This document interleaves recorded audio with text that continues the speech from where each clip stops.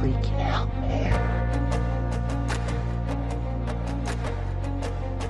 You can't handle the truth. You can't handle the truth. What do all men in power want? More power. And now, broadcasting live on GMN from an undisclosed location in the Arizona desert. Italian by birth, American by choice. Songwriter, poet, freedom activist, Luca Zanna with Love, Guns, and Freedom. All systems go. Don't tread on us. We're not afraid. You work for us. We're not your slave. Hi everybody, this is Luca Zanna. You're listening to Love, Guns, and Freedom on Guerrilla Media Network and on 1340 AM. Also, don't forget you can listen live and also all the different several shows in the archives if you go to my website www.lovegunsfreedom.com. Today's show, as you know, Love, Guns, and Freedom, now it is a 3-hour show, and I try to share different type of topics. The first hour we talk about rights, we talk about legislation and also legislators, and now we can interact with them, and now we can help them if they need the help, if they deserve the help. And the goal is to work together to regain our rights. Simple as that.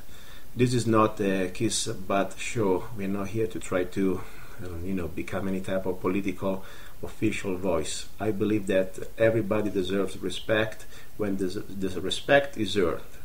And I'm the first one to publicly, I don't want to use the word attack, but at least expose politicians. I don't care if they're in the state, county, city, or of course federal, who pretty much betrayed the trust of the people. And when I say the trust of the people means, we don't need to agree on everything. But if you run for your campaign and your political position, your political issues, you must pretty much keep your word to your constituents. I ask for honesty. I don't ask to agree for everything.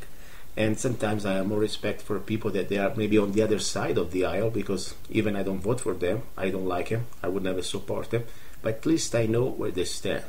Sometimes instead you find politicians from your side that's supposed to be doing what they said they were going to do, and instead, they betray you. This time is a good politician. I think it's a good man. I don't agree maybe on everything, but he was, in my opinion, one of the best we had in the state of Arizona. I'm talking about Arizona State Senator Crandell, Chester Crandell. Unfortunately late Senator Crandell, because he died. The 4th of August, unfortunately, he died. And I was able to meet him a couple times, and I was so pleased to know him, at least his political position on many issues, that I believe that this man will be very sadly missed.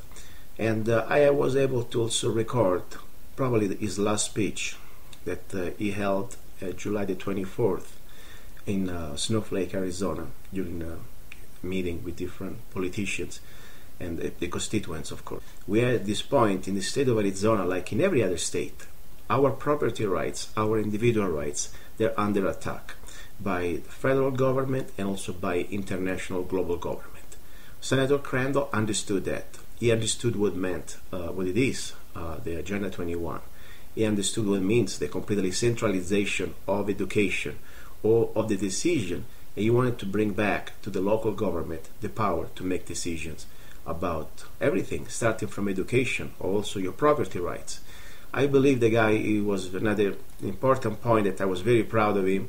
It was when, he voted for a bill, at least he sponsored a bill in 2014, was SB 1093, which would have required federal law enforcement and other agencies doing business in Arizona to register with the county sheriff.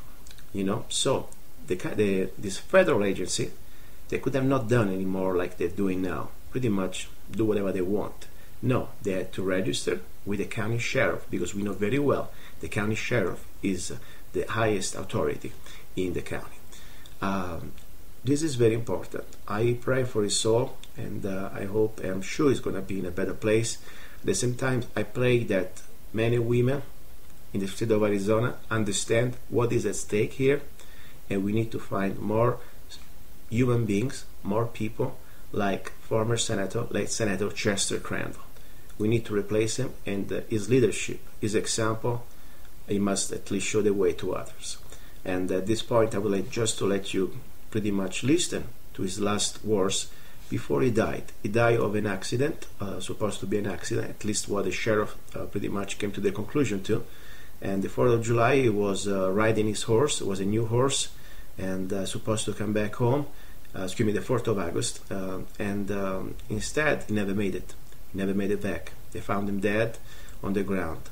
And this is also a reminder for us, for everybody's listening here. You know, at the end of the day, we've been given a limited time on this planet. And I think for me, what is important, it is not how much time you have, but how do you spend the opportunity that you have given to stay here in this dimension, in this planet. What are you going to do? What is going to be your legacy? How are you going to try to help your fellow humans? And when I say help, for me, especially when he's a politician, the help that I ask is to leave me alone. The help that I ask is to guarantee and defend ours, individual rights. That's all I'm asking. And that would be the most important thing I really would like from an elected official, an elected representative. And I believe really that Senator Chester Crandell was the perfect example of this type of leadership. You're listening to Love, Guns, and Freedom. Please listen. And now you can hear from his voice, his last speech of late Senator Chester Crandell. In the Constitution of Arizona, it says that the legislature, the only responsibility that the legislature has is to appropriate funding for the education, safety, and welfare of the people of the state of Arizona. Okay? It's our job to appropriate. But then you have an initiative that was run by the people that says, okay, from here on out till 2021, you are mandated to fund, without going through the legislature, 2% or the inflation rate forever and ever. How can you hold a body that is re-elected every 2 years to something that they have no control over?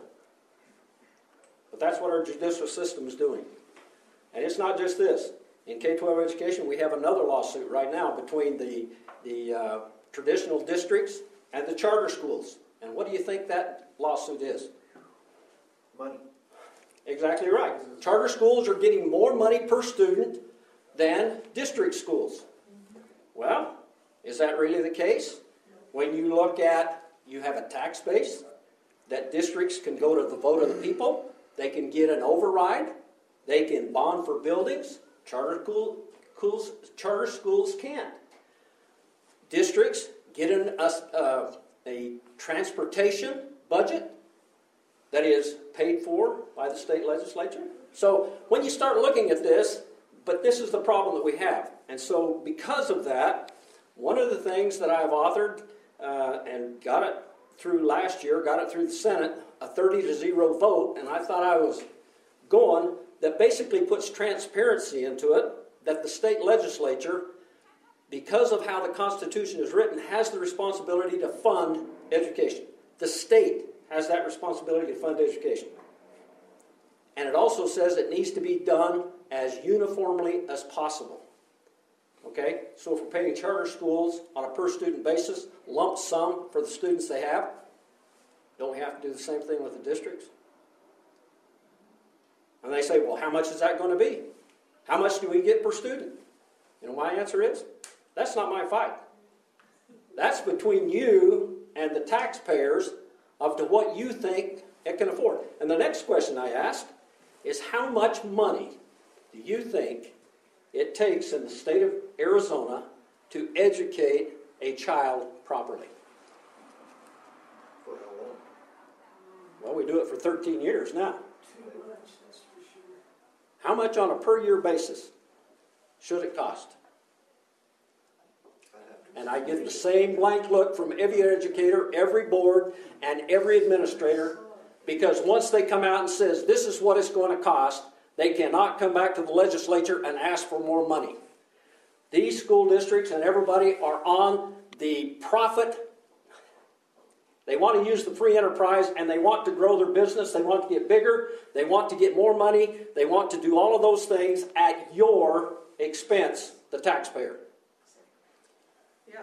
That's why it needs to come back to local control instead of the federal government running it. Yep. You're exactly right. Yep. You're exactly right. And here's one of the things when you talk about local control, because when I talk about this, I say property tax has got to be an issue. The state should have that property tax, and they should give it out on a uniform basis, okay? Because you have some districts right here that passed overrides that have more money than other districts, okay? If you look at the assessed valuation across the state of Arizona, where's most of the assessed valuation? Not here. Phoenix, Tucson. Okay? And those are the biggest districts because they have the most students, they're getting the most money. And you have some districts like the Saddle Mountain District that don't assess only a part of what the qualifying tax rate is. Why? Because of our high assessed valuation. Should it be wrong for you to pay $4.50 per $100 assessed valuation and Saddle Mountain only pay $2? Shouldn't it be the same? And that's all my bill did. Transparency comes from the state, you get it. The local control comes. When you get the money, I don't care how you spend it. I don't care what you do with it. You can carry it forward. You can plan ahead. You can do whatever you need to do with it. You can put it in the classroom. There's no buckets. It's your money. You spend it. And be accountable for it. And the state gets out of the way. Now, to do the accountability, we need to pay on outcome. Okay? I agree. Every other business gets paid on outcome. If you go to a business and you want a project made or whatever, do you pay them up front? Or do you wait until the service is done and it's what you want, then do you pay? Why should education be any different?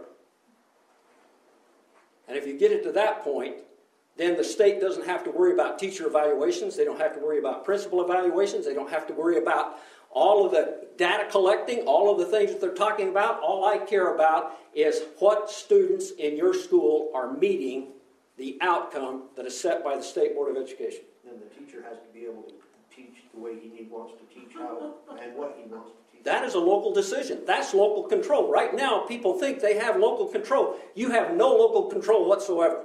The state dictates what you do, or the federal government dictates what you do. I want to get the state and the federal government out of your life. But, you know, we have a little law in the Constitution that says you can't have a gift of public funds. What are we funding on right now so that it's not a gift of public funds? Seat time. We pay for seat time. If you have a student sit in the seat for 4 hours a day, you get a full ADM for that student. What is that like? Isn't that kind of like babysitting? We really don't care whether they learn anything, whether they do anything, just as long as they're in the seat. What I hear at the state legislature on a regular basis, we need to invest in education. We need to invest in the universities. Well, when I do an investment and I put money into it, I expect a return. And if I don't get a return, I pull my money out and I put it someplace else. Shouldn't that the way education should be in the state of Arizona? Sure. That's my plan. And that's what I've been working on since I've been down there, and will continue to work on it. Have a question? Senator Crandell, I'm from Mojave County, but originally I was from Italy. To me, it sounds like a big socialist form of government, this one. And I'm sad because I really like Arizona, the state I chose. But this is not really much different from Obamacare. Because the government, I have no kids, for example, is forced me to pay for somebody else's kids. Like tomorrow they want to force me to pay for somebody else's health care. I know it may be a long shot, but you think it would be possible maybe one day to dream we can rewrite a little part of the Constitution and we should say every family and the churches should take care of your kids. We can run an initiative, we can put it on a referendum, but I guarantee you that education in the United States is more socialistic than anything you've got. I understand. And so I'm not sure that it would go. What I think ought to be is that it should go to the free enterprise system, and only the best schools are the ones that stay in existence. And that will happen if you pay on outcome. If you don't protect districts who are not doing the job of what they need to do. Arizona is one of the top school choice states in the United States. We have more choice for parents in here, but our funding formula has not kept up on how to fund what's happening. That was Senator Chester Crandell. His last speech, pretty much his position about education. I would like also to remind Senator Crandell, he was one of the biggest enemy against Common Core.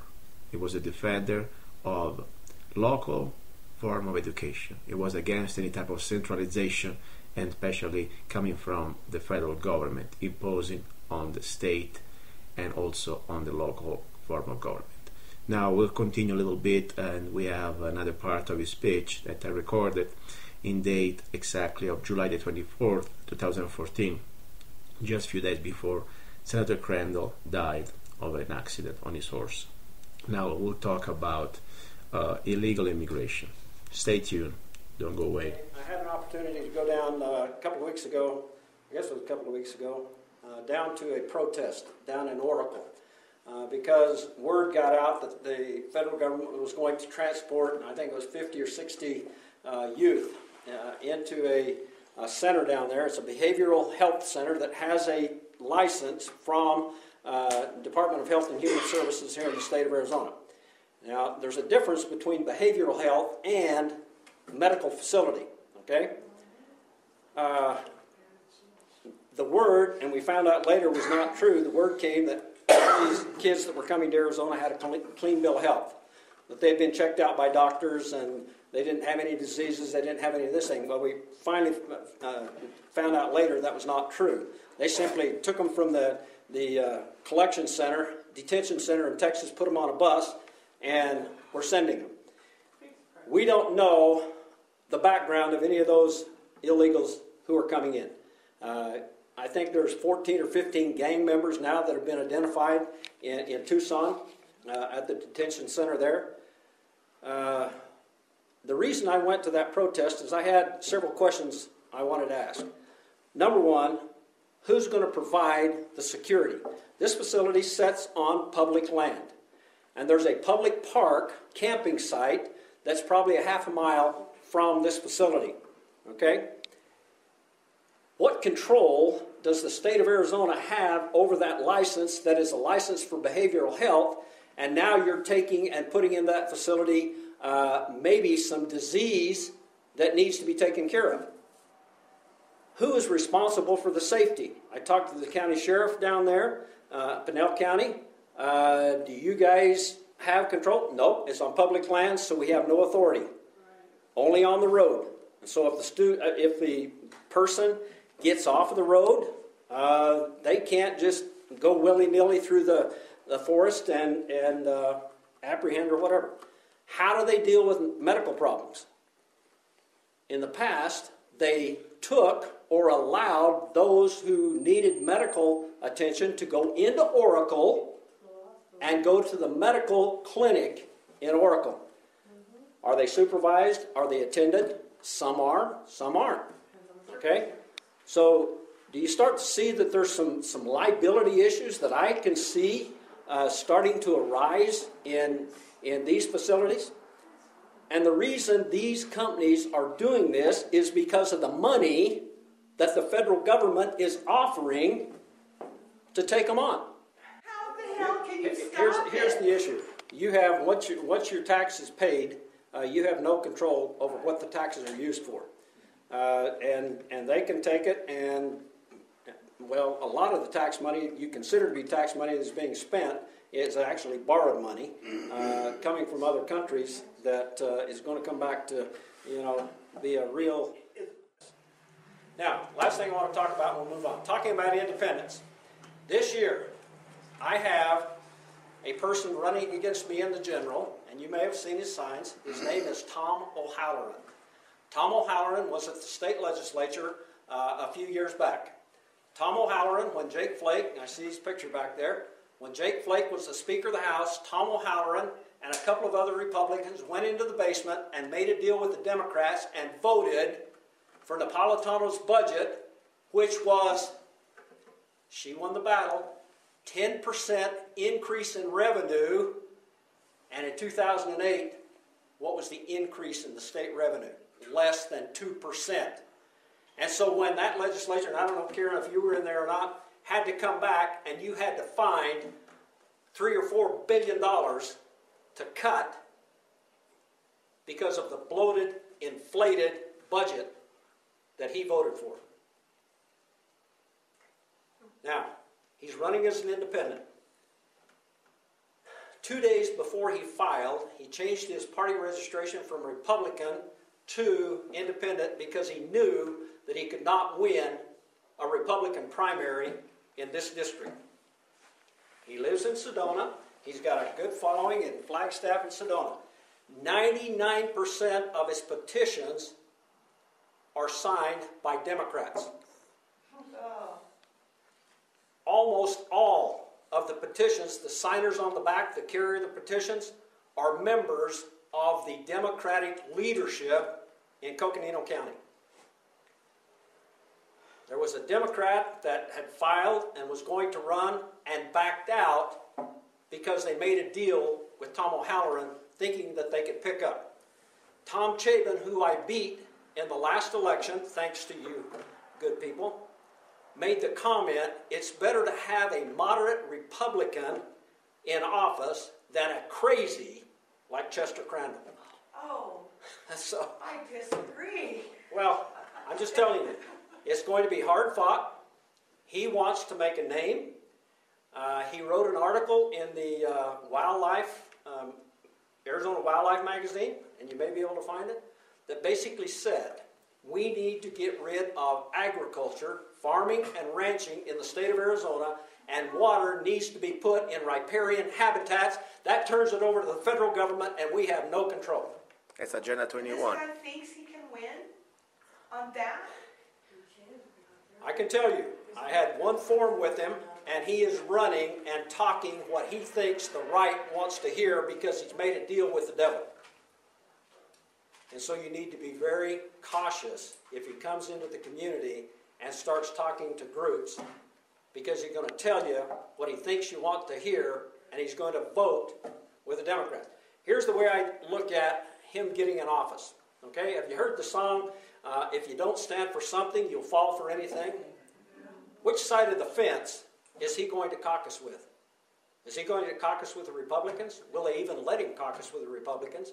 If he caucuses with the Democrats, how effective is he going to be as a legislator? So remember the name, Tom O'Halloran. I don't think he's the one that you want to put in office. I have a proven record. Can you please put on your website the article that you just stated about the control of the agricultural? Yes. Because I think it would be very important. Everybody can print it out, and maybe we can have a conversation with him if we have it. You bet. To be so lucky to talk to him. Thank you very much. I appreciate you coming. I have literature back there.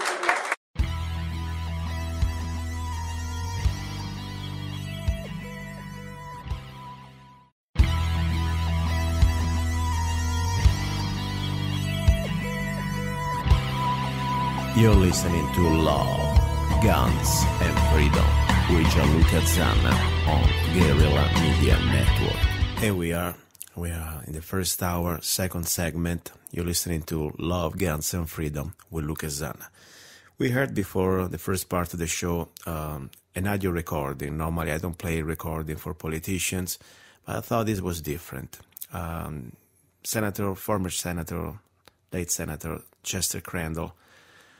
I met him a couple times, and the last time I met him, I had the opportunity to record his voice, his message, his legacy. So I thought it would be important to at least commemorate one of the few politicians that, in my opinion, they deserve the respect. And we don't agree on everything. Of course, I have points that I didn't agree with Senator Crandell, but overall, I really believe it was one of the best we had. And I know it's in a better place. This is just my personal opinion. Now, a little bit of news. Before we go into the second hour, we will talk about guns. We have a former British subject, a friend of mine, a proud American now, Mr. Chris Wand from Havasu. He's a firearm instructor. We will talk a little bit about tactics, also philosophy. We come down to the Second Amendment, to the latest accident or negligence or whatever you want to call it regarding this situation at White Hills, this bullets and burgers establishment. It's a business, and by the way, I know very well the owner. It's Mr. Sam Scamardo. He was here with me just a couple of weeks ago. I would like to articulate a little bit because, first of all, we are here to have a conversation. It's not even a debate. We all want the best. I believe that nobody wants to harm anybody. Sometimes there are just things in place that I believe that could have been done better, okay? And that's why I think it's important to talk, especially, it would be better to talk before things happen, of course. But when mistakes happen or accident happens, we need to sit down and have a conversation.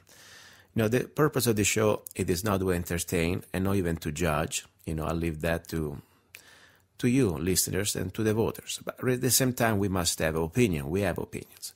I'm sure you already start to know me. I mean, you've been knowing me enough the last almost 1 year since I've been on the air.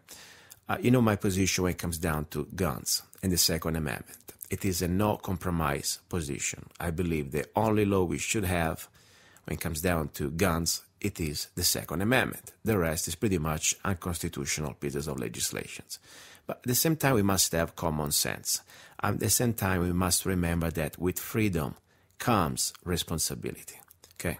Now, let's look a little bit what happened here. We know there are different news, but at the end of the day, what really we know that in this establishment, this business, bullets and burgers, or burgers and bullets, whatever you want to call it, there is a service that they offer where people can go there and enjoy, and I say enjoy because it's an enjoyable thing to do. I think there is nothing wrong to have access to full automatic weapons. So much that I also would like to remember that, in my opinion, to have a full automatic weapon, to must submit myself to a federal piece of paperwork and permit, I think is unconstitutional. I believe that law-abiding citizens, they should have access to any type of small arms like law enforcement have, because the idea of the Second Amendment wasn't about to have just guns for sport or hunting purposes at all, nor even to defend ourselves against regular scumbags at all. The purpose of the Second Amendment, black and white, according to our founding fathers, and also the Bill of Rights, the way you can read it, is to keep freedom, to defend against tyranny.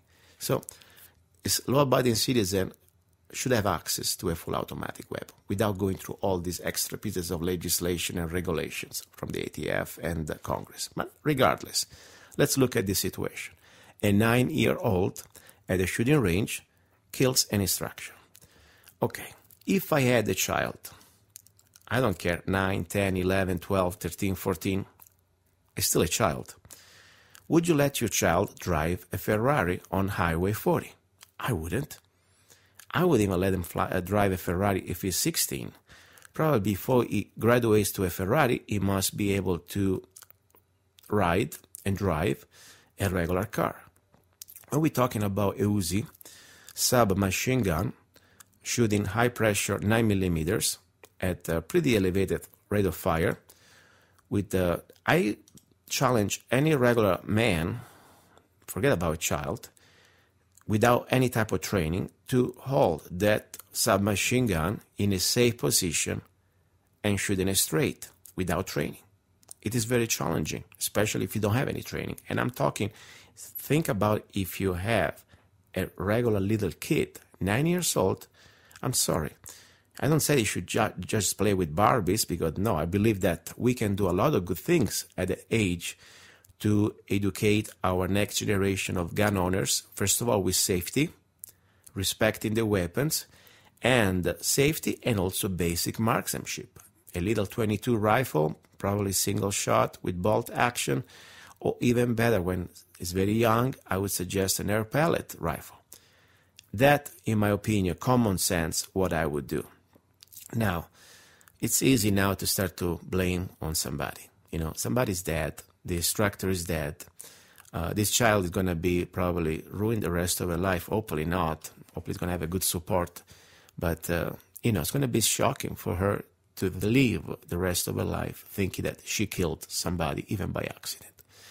And, of course, think about the family of this poor instructor. He has a wife and maybe children. So I'm saying it is, we don't need more legislations.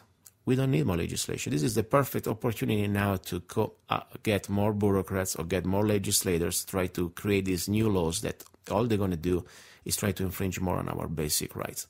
We're supposed to have a basic common sense.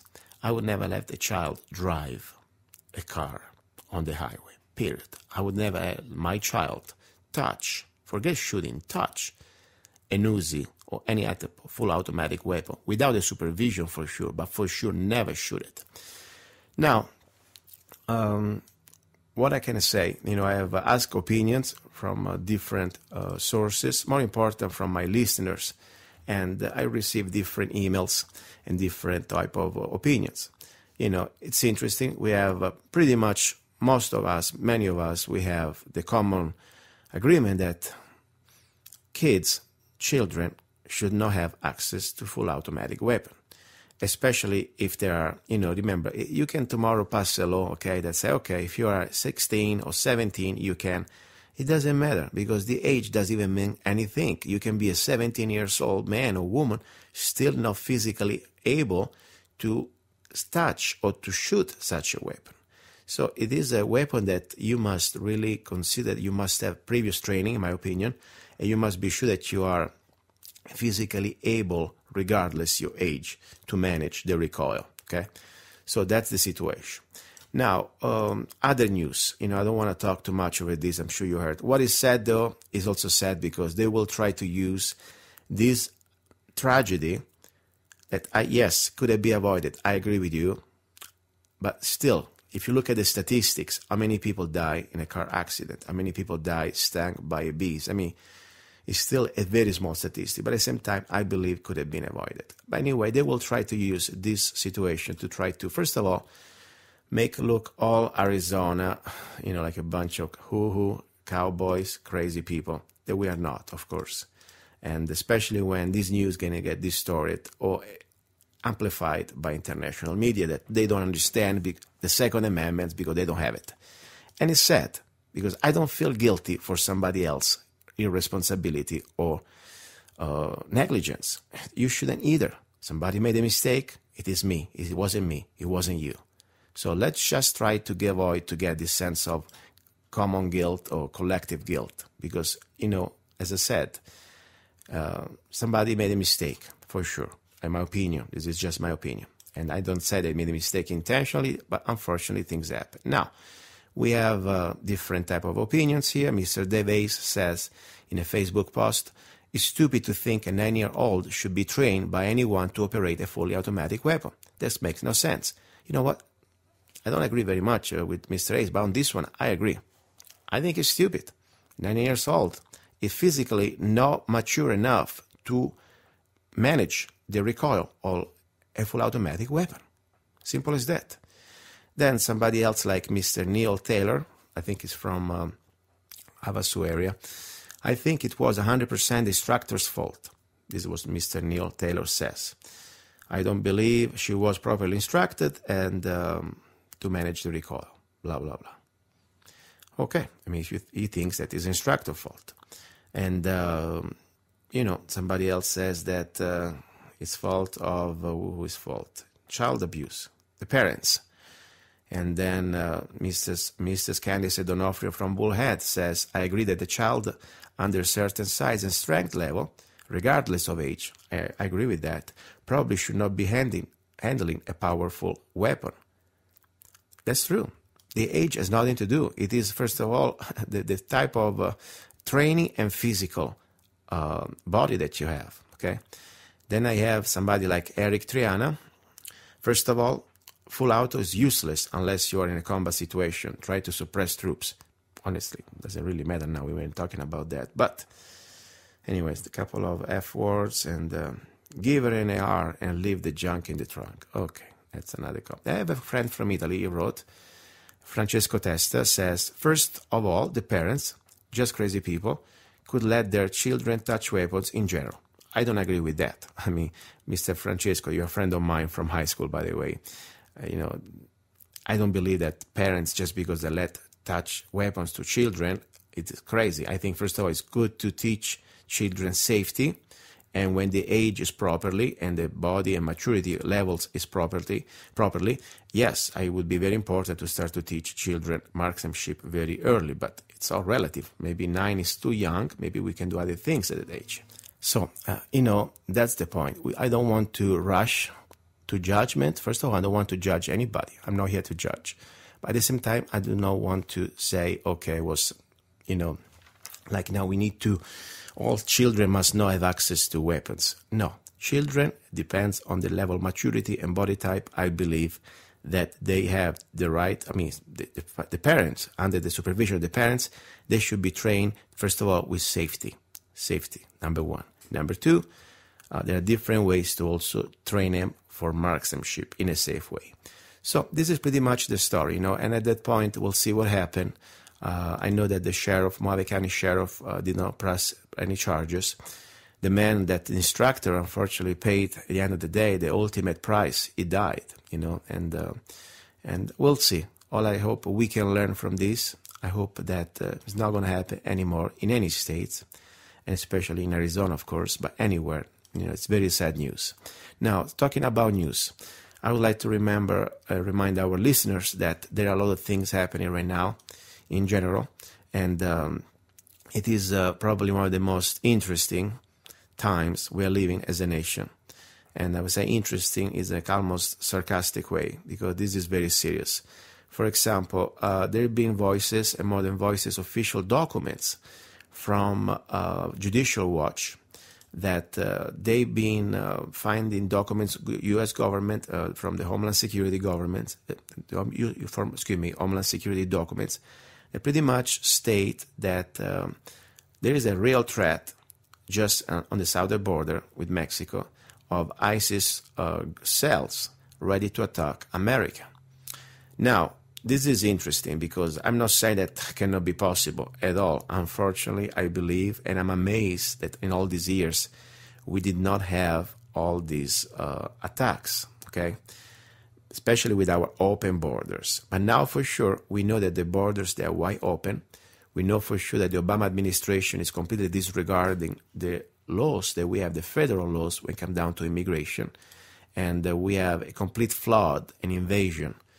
And how do we really know who is crossing the border among these children, as Obama called them?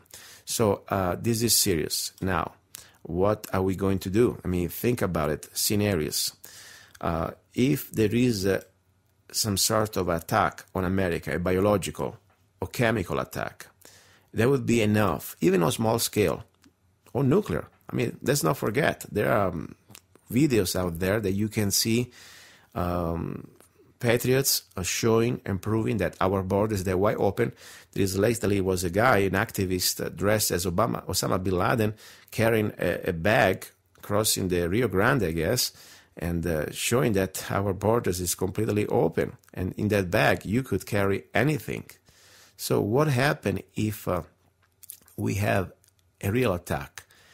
And I believe, in my opinion, that they're waiting for a big attack, and at least they're hoping. They need a crisis right now to completely stop all this awakening that we have right now on the American people. Let's not forget, there is so much going on. We have this situation with the IRS, the emails. I don't need to remind you the story. All you have to do, open your ears and eyes. It's been going for months. This abuse of power of the IRS. Then we have Benghazi scandal. It's still open. Seriously, we don't have still the answers. And there is so much, Fast and Furious, and all the different unconstitutional acts that Obama has been doing, in Congress too. So I believe that they are looking for a crisis, because at that point, all the different scenarios of martial laws, they're going to be completely there. Now, we need to think that what if tomorrow morning you hear the news and there is no way you even can get out of the house? You are under martial law. Communication is being shut down. Access to grocery stores, it's over. Think about it. There is even some sort of a natural disaster. Let's not forget, in California just now we had a 6.0 earthquake, and we know that Wyoming, the caldera, it's pretty much Yellowstone having a great activity there, and Iceland, it's on red alert with the volcanic activities, and in northern Mexico, the Baja area, there was this huge 4 miles long, almost like crack. I mean, there is something going on. And if something happened like that, and at the same time we have this intentionally created racial division, I mean, look what happened in Ferguson, Missouri. I mean, this federal government, instead of trying to help, in my opinion, is creating more and more, putting more gasoline on fire. I mean, think about it. They want to divide us. They want to put us against each other. So at that point, the answer would be martial law. At that point, if it's a really serious situation, I already showed it to you many times, we already have agreements, international agreements with the United Nations, with also Russian troops, especially FEMA, that they're going to be here on U.S. soil, keeping the peace. This is not a conspiracy. This is happening. Now, remember, Obama has a pretty much last rush before he's out of office. He has still an agenda to finish, to complete. Okay, and now nobody's going to stop him because there are no even consequences. He doesn't even need to lie anymore or to fake it anymore. He's not running for election. But the problem is, are we going to have elections? That's going to be the interesting question. So all I can say, fellow listeners, Americans, patriots, and people from around the world, because it's not just Americans, we're all under attack. And this is a very important moment. 9/11 is going to happen in a few days. And we never really discussed this with my listeners. But if you listen to the show, you know that the word false flag, what means. And I can give you another document that you should Google. It's called Operation Northwood. Operation Northwood. We will talk about 9/11 in the next week, because I would like to do a show that we need to start to really make some sense. We cannot just believe what we've been told. We must use our own brain, and as Americans, it's our duty to investigate the truth, to look for the truth. Always question the government. Always question the government. Never be like some sort of a zombie that everything the government says is right. We are here. At the end of the day, we are watching the watchers. And this is what pretty much what our founding fathers, the type of republic we are, we the people. He didn't say we the government. So it's our duty, it's our responsibility to be vigilant. So a lot of news, a lot is going on. Let's not forget now, of course, we had to go back to Iraq because, this has been a show, never endless show. I mean, by the way, ISIS that, we're all fearing now because on the southern border with America, I remind you that ISIS was financed just 2 years ago by our great leader, I've been sarcastic, Obama, and Senator McCain and Lindsey Graham. They all were supporting ISIS, and because they wanted to go after the Syrian government of Assad. CIA is involved. It's a record. It's not a conspiracy. I'm sorry. I wish it wasn't true. But the fact now that we are facing ISIS and we're supposed to say, oh my gosh, who are they? Our new Al-Qaeda. These are another creation of the military-industrial complex. They need to create always a problem to give us into a reaction, put us into the reaction state, and then offer us a solution. And the solution is more control and more money, because this is going to cost us, of course, in lives and also trillions of dollars. Now we have another enemy to face, and we have to go into other countries. And now let's not forget about also the Russian situation. I mean, Ukraine, Russia, why do I really care about that? I mean, I live in America. Maybe I should concern about with our borders with Mexico that are wide open. America should not be concerned with the borders of a country that is completely on the other side of the world. So it is really important to understand. And this didn't just happen with Obama. This has been going on in the last 40 years at least, you know. I mean, let's not forget George Washington. George Washington, I think, he had one of the most important message in his late speech, farewell speech, you know, because we must not forget that it is something that it is not our job to be the policeman of the world. We should have to trade with everybody, but to have allegiance with none. And now to pour billions of dollars into Ukraine, while our veterans, for example, they are really in a bad shape. They don't even have the basic service that they deserve. And our soldiers, our military is being cut down. I mean, people that they waited 20 years to go on retirement, they're getting their boots on their butt and being pretty much cut loose. And then we have, of course, our poors. I mean, all these billions of dollars, it's impossible to think that people don't say anything. You know, this is time we need to wake up. And now it's funny thing, it's happening under a Democratic administration. Think about it. Any difference? I don't see no change.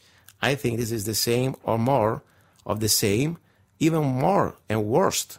Because Bush, at least when was Bush doing this, people, they were more vocal. Now, seems everybody's going to sleep. So that's all I'm saying, my fellow Americans. It's time to wake up at local level, state level, also international level. Things are happening. And also don't forget, Russia pretty much stated just a few days ago, don't underestimate our nuclear power. We will do everything to defend our interest. This is pretty much serious statement.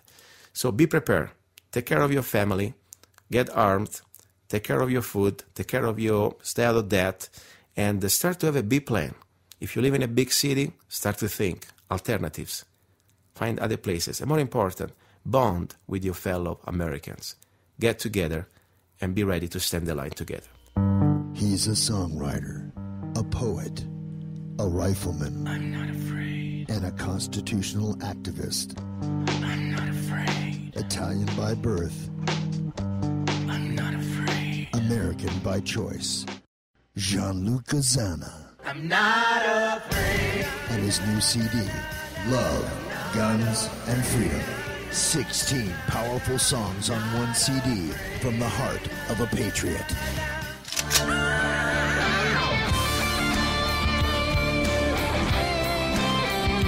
For download or to order the CD, go to www.lovegunsfreedom.com. That's www.lovegunsfreedom.com. Lyrics for your mind, music for your heart. Gianluca Zanna's new CD, Love, Guns, and Freedom.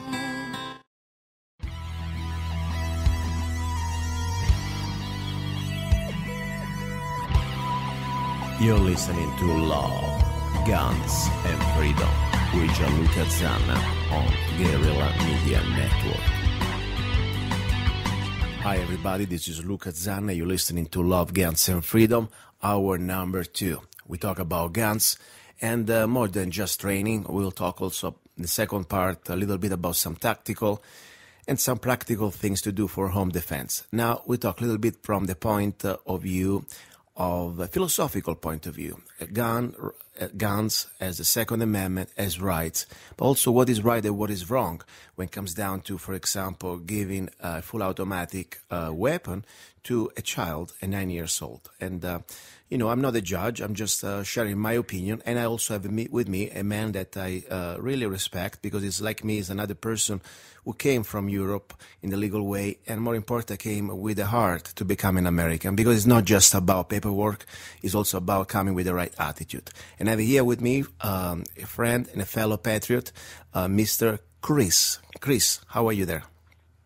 I'm very good, Luca. Thank you very much for having me on. How are you? Very good. And let's just introduce yourself a little bit to the audience. As people can hear you from your accent, you are not from Italy. You have a much better accent than I do. Where are you from? My name's Chris Watt. I'm originally from England. Some of your listeners might recognize my voice did about 20 years in local radio here in Mojave County. Been a citizen since 1995. Was a very proud day in my life when I became a citizen.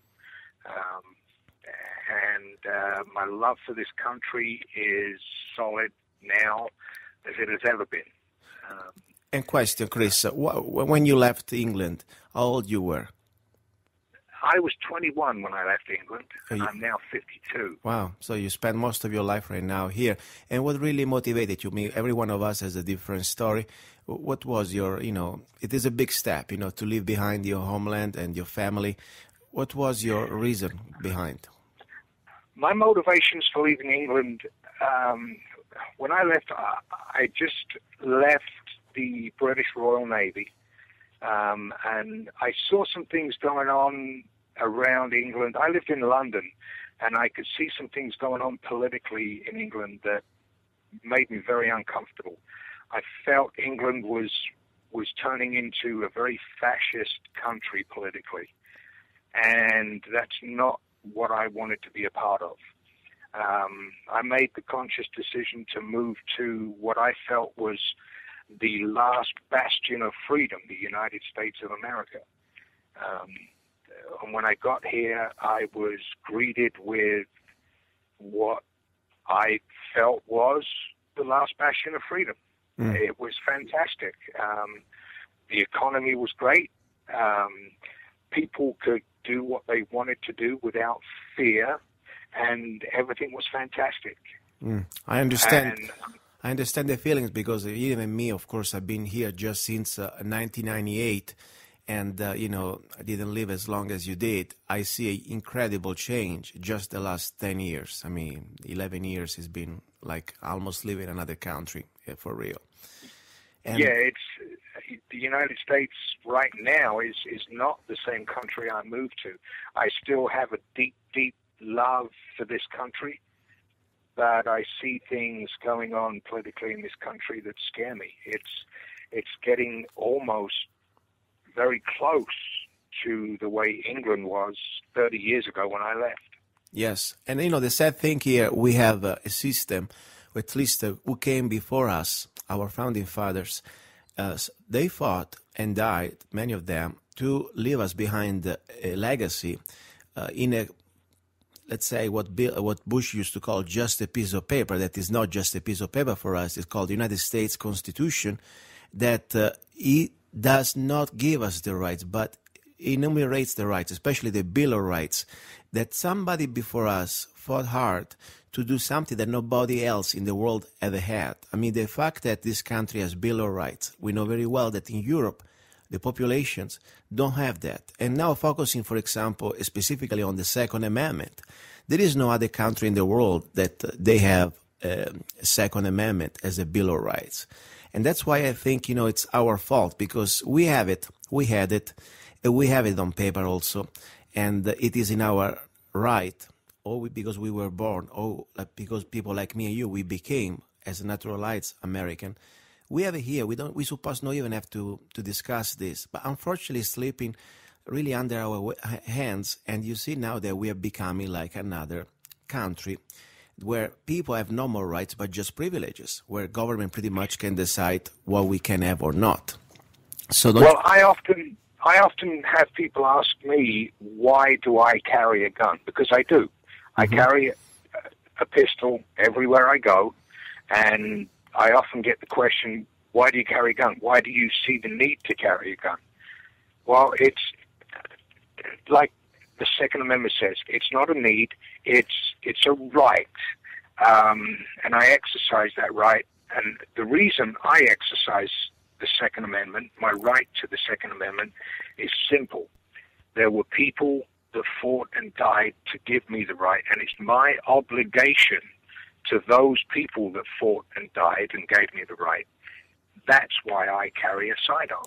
That's why I exercise my right to own firearms, is because there are people who gave their life so that I would have that right. I agree. I feel I'm obligated to those people. I agree, Chris, because I feel the same. When I came here, especially when I moved from California to Arizona, I carry a gun as possible, as much as possible. It means everywhere the law allows it. Of course, a post office, we know very well, it's like another country, and so federal buildings stay away anyway. But my point is, it is not because I'm afraid. It is not because I need to, have a fear for anything. It's because it's a right. And reminding to the government that we are free human beings. And at the end, slaves, they were never allowed to be armed. And this is in every civilization. I mean, if you look in Europe, you look in the history during the Roman Empire. Look what happened when the Roman troops go and conquer some other country like, the Gauls. The first thing they do, they take their weapons. And so every other empire, whenever you're a slave, you're never allowed to be armed. And so happened to our black Americans here. They were always disarmed. And for me to have a weapon, it's a reminder to me, myself, and more important to the government. We are here, we stand up as a free human beings. Now, what do you think? Because England, let's remind a little bit what happened the last few years. I mean, Second Amendment was never right, but there were much more, I think, leniency 40 years ago, 30 years ago for citizens or British subject. How would you like to call it? I mean, normally when you're in England, you call yourself a citizen or you call yourself I watch the movies. I don't know very well. What do you think? Like a British subject? Well, that is another thing. There's no such thing as a British citizen. You are a subject of the crown. Wow. Which means basically you enjoy life and liberty in Great Britain at the whim of whoever is the reigning monarch. Wow.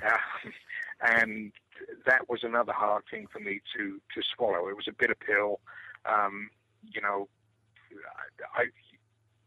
To a certain extent, you're not free as a British subject.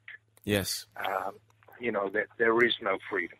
I understand. And that's, for me, what caught me very well myself, this situation, because when I was watching the movies and British subject, subject, it is not really a free person. It's a subject to something else. Exactly. And that is why when I made that conscious decision to come here, that was part of it. I didn't want to be a subject anymore. And America as free citizens, that appealed to me greatly. And I don't think there is any other country on the planet that affords its citizens the freedoms that we have here. Still, they're getting less and less, and it's time for the citizenry of this country to wake up and see what freedoms are being taken away from us. Let's just to give you, for example, one thing that really shocked me and brought me to a point to understand that we lost. And if we don't do something, we lost our freedoms. It's going to be hard to take it back. I'm sure you're familiar with the National Defense Authorization Act, NDAA. There were two parts, and the Patriot Act. Right now we are before pre-Magna Carta. You know very well, during the Magna Carta, the king, finally he was put with some sort of limited powers. And before arrest somebody, he had to find the habeas corpus, the body of the crime, and must have some reason. And they cannot just throw you in jail forever. Okay, there was some sort of a system to curtain the powers of the king, of the state. Now, with this National Defense Authorization Act, we are pretty much before pre-Magna Carta. The state, in this case, some bureaucrat of the executive, like the president, can declare any one of us a potential domestic or terrorist.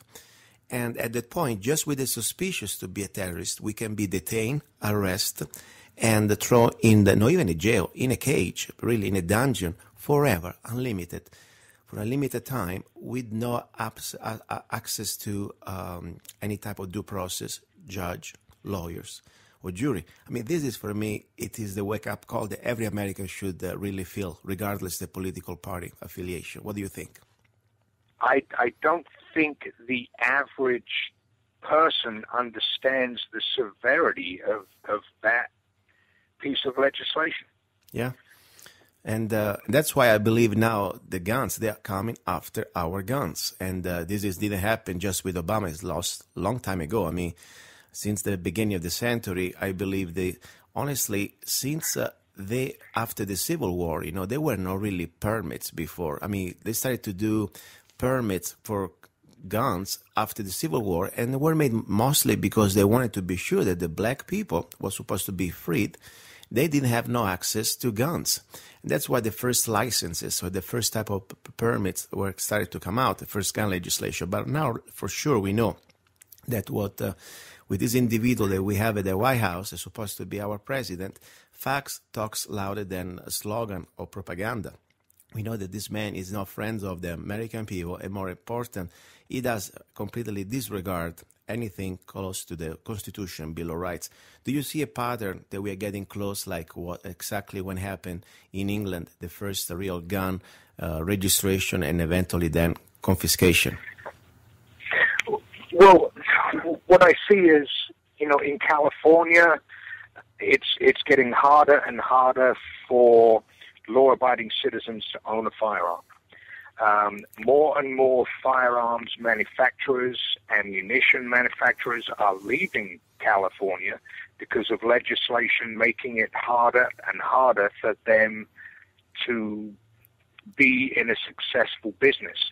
Legislation such as there needs to be a microstamp on the firing pin of a weapon so that when it strikes the primer of a bullet, there is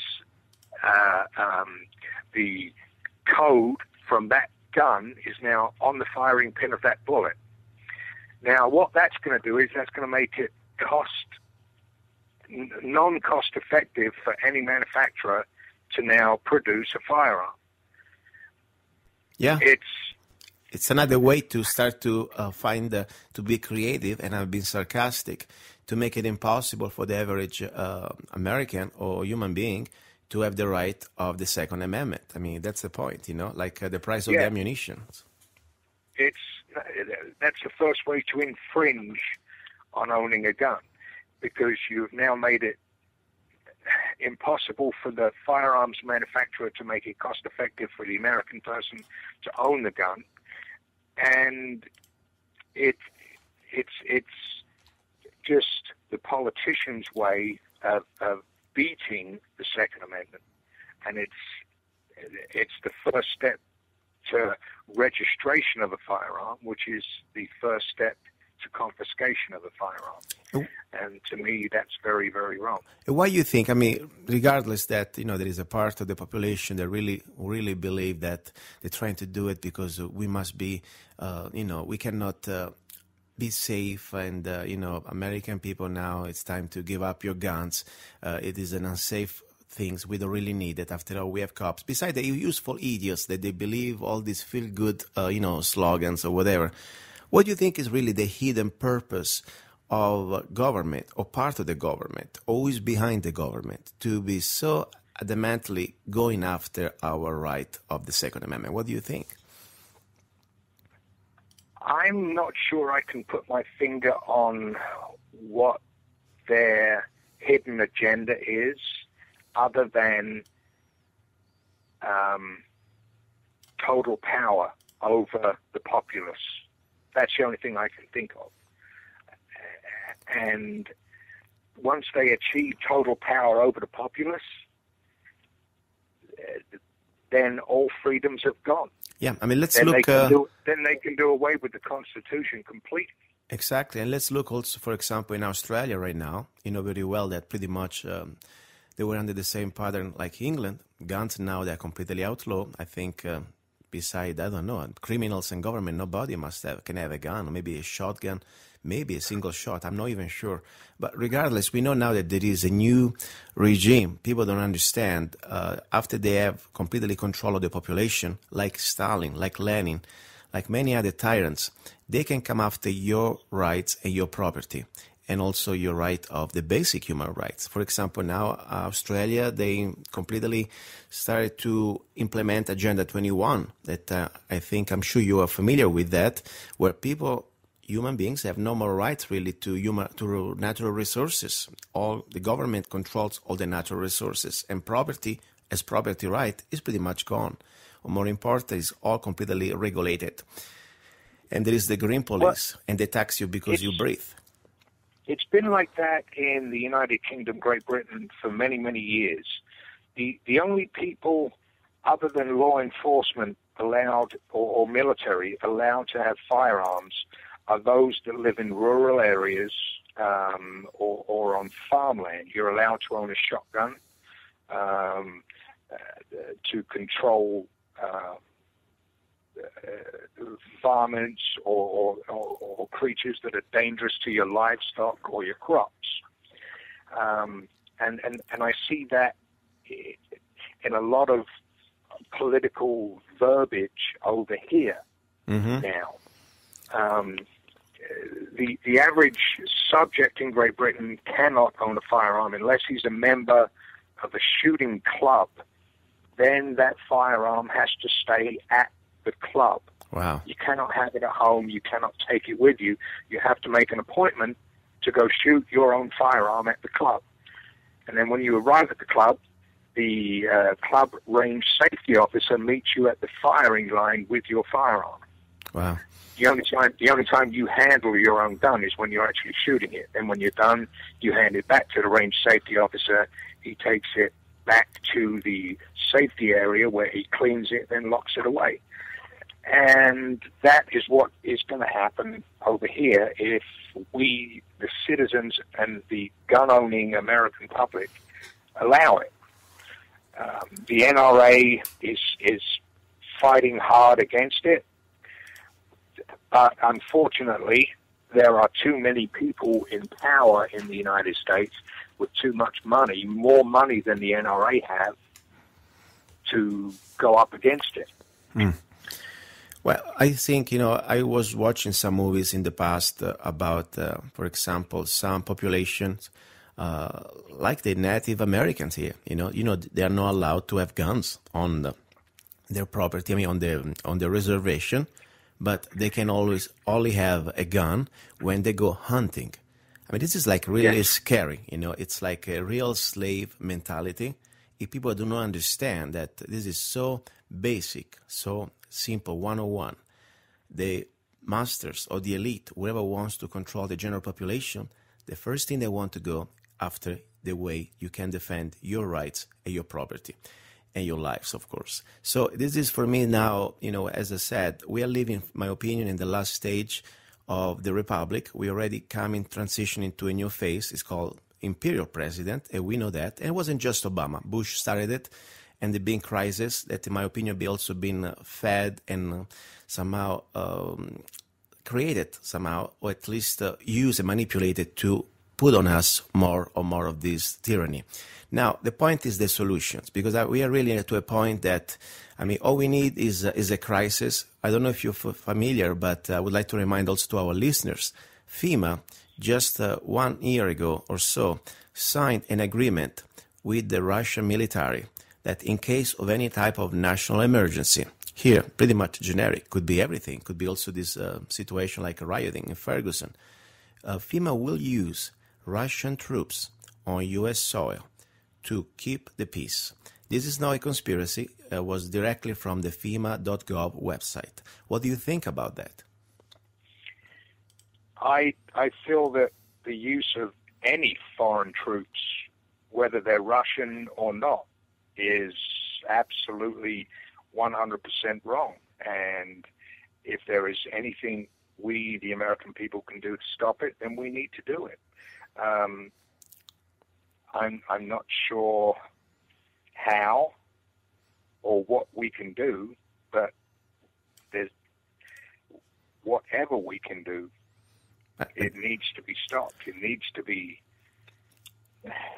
We need to face. I'm speechless at that. Yeah, and this is a fact. That's my point. The purpose of this show, it is not to entertain, but to start to put into people's mind facts that they need to research, and then every one of us need to start to do now a little bit of examination in your soul, in your consciousness as American, as a free human being. What are we going to do when this will happen, or if this will happen? And, this is a situation that we need to start to understand. Right now, there are enough executive orders that our America, as we know it, we could wake up tomorrow morning completely under a new type of regime. We already live in a soft martial law. I mean, look what happened, for example, at Boston, when they were, with the excuse they were looking for this alleged terrorist, one young guy, underweight guy.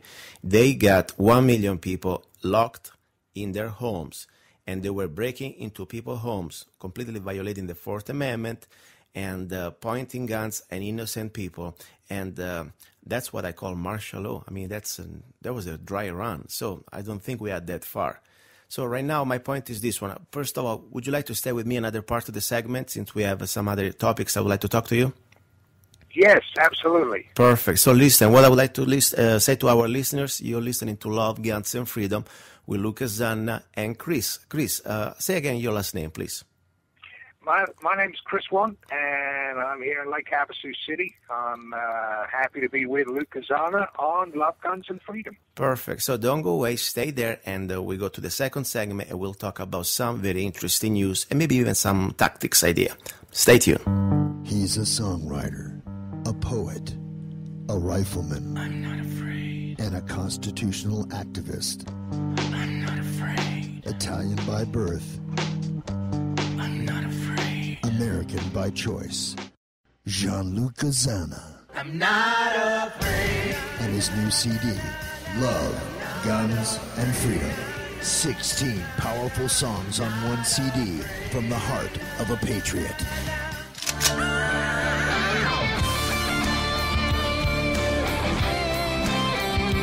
For download or to order the CD, go to www.lovegunsfreedom.com. That's www.lovegunsfreedom.com. Lyrics for your mind, music for your heart. Gianluca Zanna's new CD, Love, Guns, and Freedom.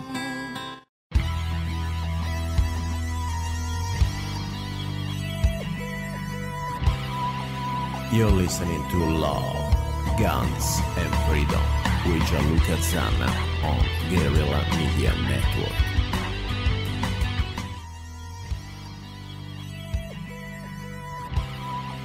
You're listening to Love, Guns, and Freedom with Gianluca Zanna on Guerrilla Media Network.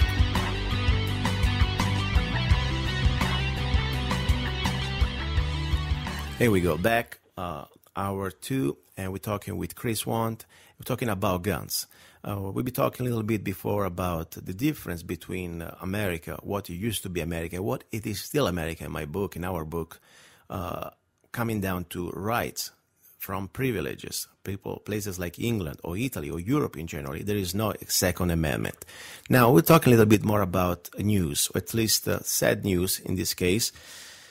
And, there's been an accident that, if you want to call it accident, some people call it negligence, I leave it like that. And a few days ago in Mojave County, exactly on White Hills, there is an establishment. It's a touristic place. It's an interesting place. It's called Bullets and Burgers, if I well remember. Anyway, it's a place where you can go there, have lunch, if you like the type of food, and also you can shoot some full auto weapons. By the way, it's an interesting experience. I believe that it's great that in some part of the world, like here in Arizona, we have that right, because many states like California, full auto weapons, only the government can use it. And first of all, let's look at the perspective. Should a citizen have the right, and this has been, a rhetorical question for me, but I'd like to ask it to Chris, should a citizen have the right to have access to full automatic weapons? Chris, what do you think?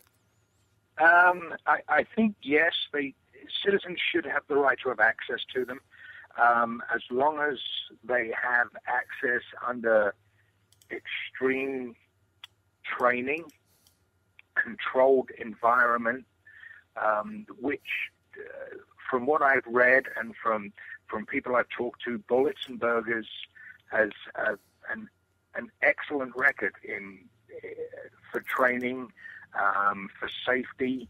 They've been in business, I believe, for 3 years now, and their safety record has been, up to this point, exemplary. Mm-hmm.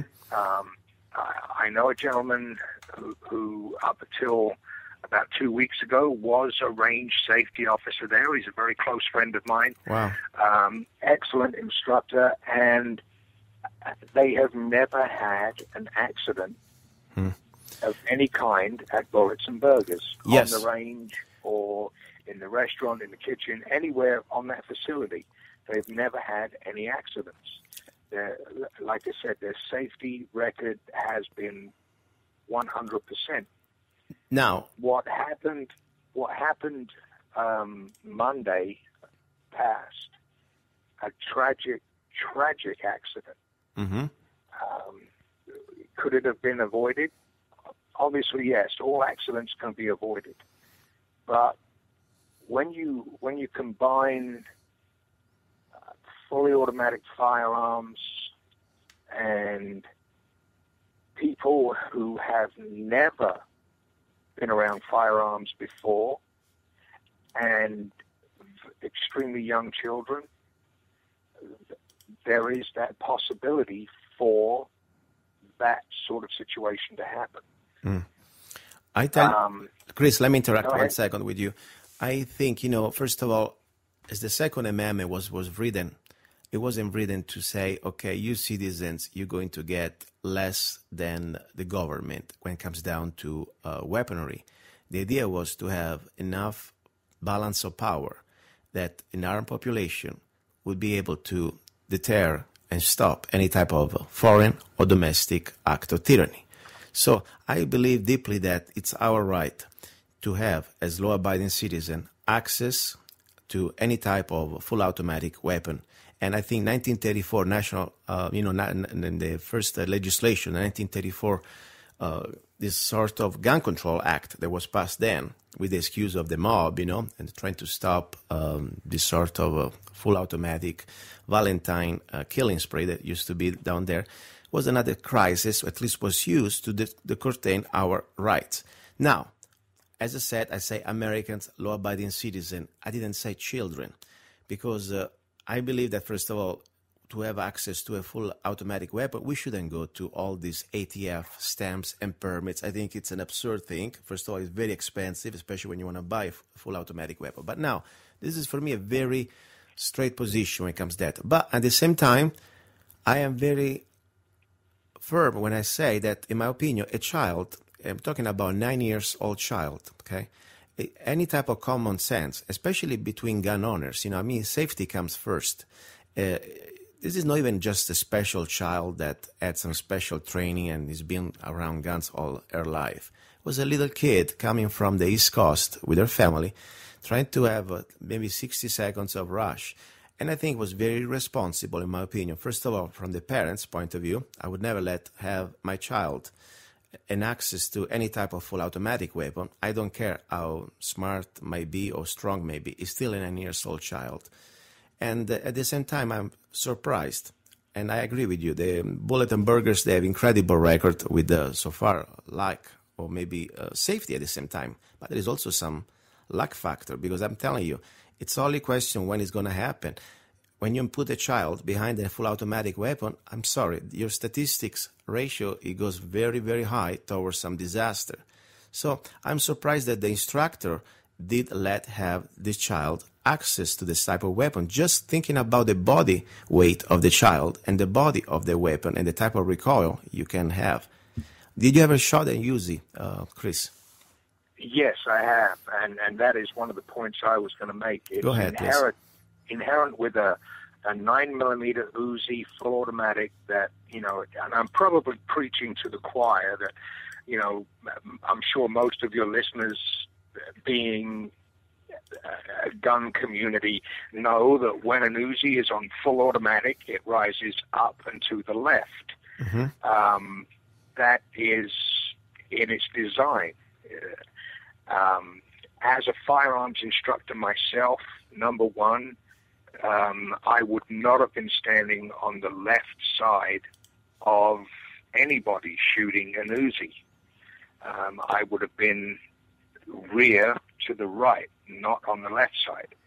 That was, there was some fundamental mistakes made by the instructor.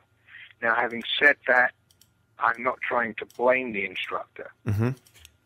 There were just some fundamental mistakes made that unfortunately cost that instructor his life. I feel bad for the instructor's wife and children. I also feel very, very bad for that little 9-year-old girl who now has to spend the rest of her life knowing what happened.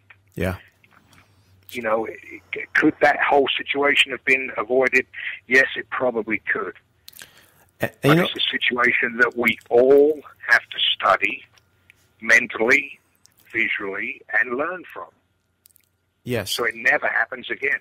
You know, I would like to keep it simple. There is, first of all, we do not live under, you know, a bell of glass. It's life. Accidents happen every day. If you go on the highway, you have high risk to probably die, okay? I mean, it's pretty much, if you think about it statistically, we have one case on thousands and thousands of people that went there. But as a logic point of view, I must tell you something, you know, and people who knows me, I am probably the most liberal in the good sense as a liberty person when it comes down to guns. You know, I believe the government should have pretty much the only law that we should have for the guns would be the Second Amendment. The rest, they're all unconstitutional. But this has come down to now common sense and basic. You know, like, for example, would I allow my child, 9 years old, to put him on the car and start to drive on the Highway 40? No.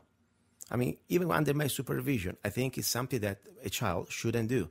At the same time, yes, I think it's very important to start to teach to children gun safety, and according to their, not even age, I'm talking about body type and also type of responsibility, because every child might have a different mind, a different type of maturity also when it comes down to brain.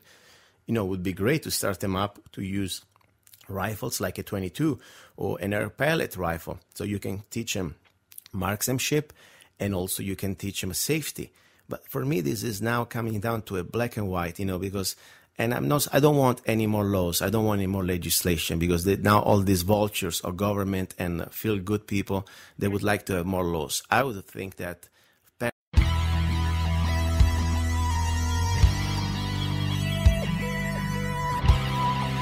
You're listening to Love, Guns and Freedom with Luca Zanna on Guerrilla Media Network.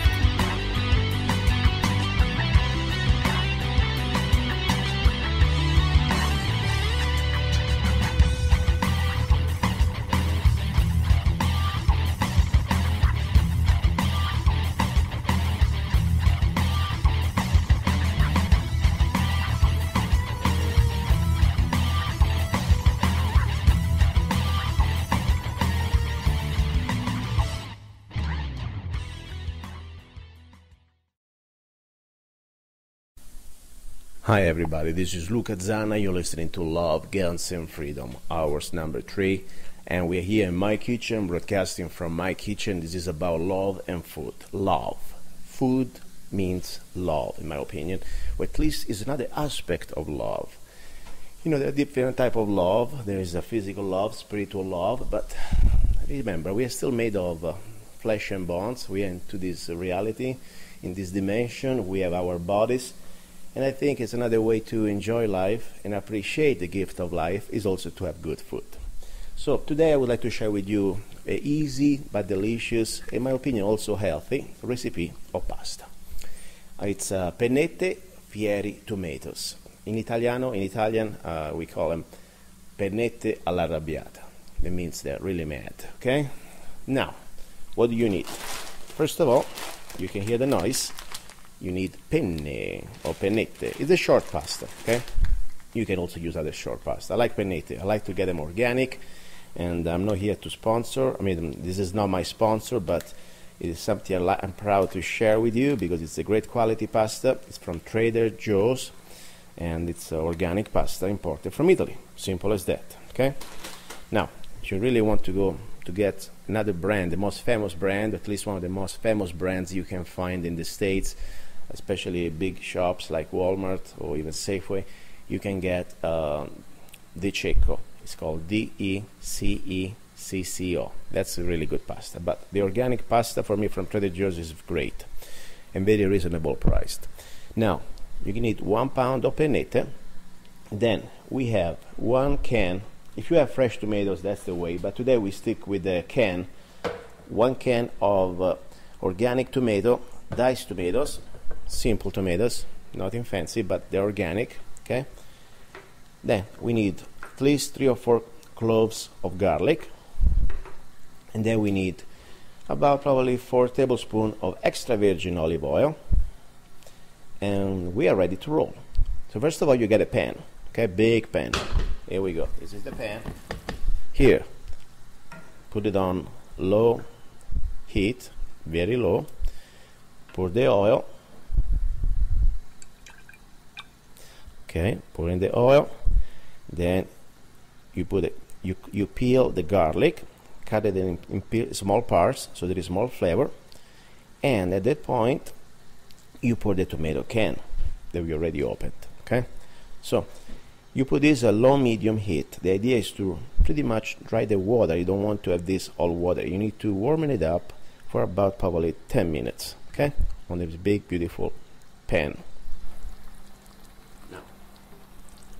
Meanwhile, we have stainless steel pot and put water. As I said many times, it's very important the quality of the water. If you get water from a municipality or a city, it's highly chlorinated. I'm sorry, you will taste it in your pasta. At least I do.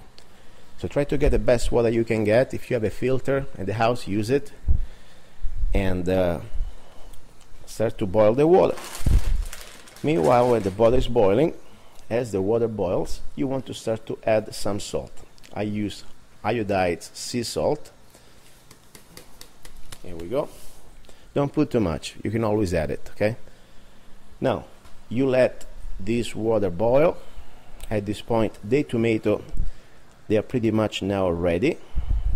The tomato is ready with the garlic, extra virgin olive oil, but little touch, ground pepper,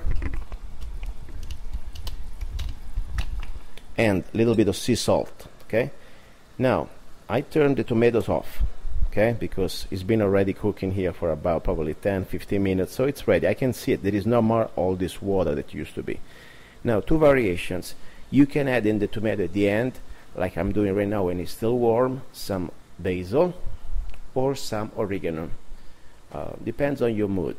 Now today I like basil. Since it's spicy, I like to do with some basil. Reminds me a little bit of, I don't know, this is supposed not to be Thai cuisine, but I like the spice with the basil.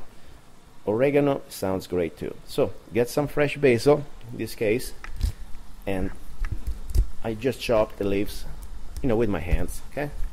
I let it sit. That's it. Simple as that. Now,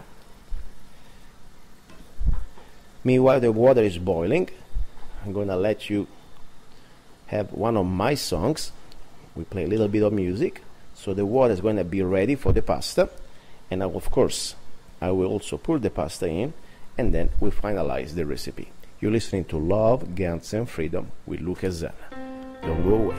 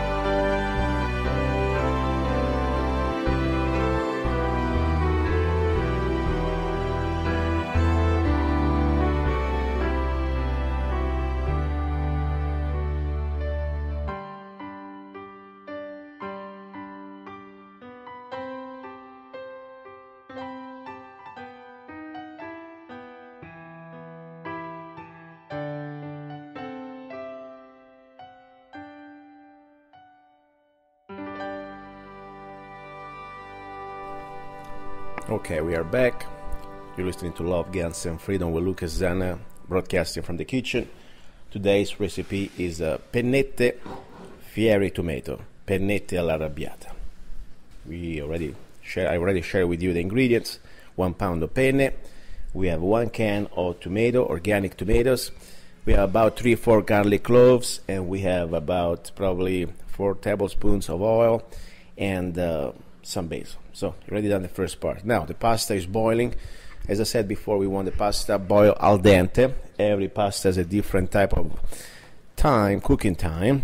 Okay, so try to follow the direction from the manufacturer, but I always say the best way is just to taste it. Okay, that's the best way.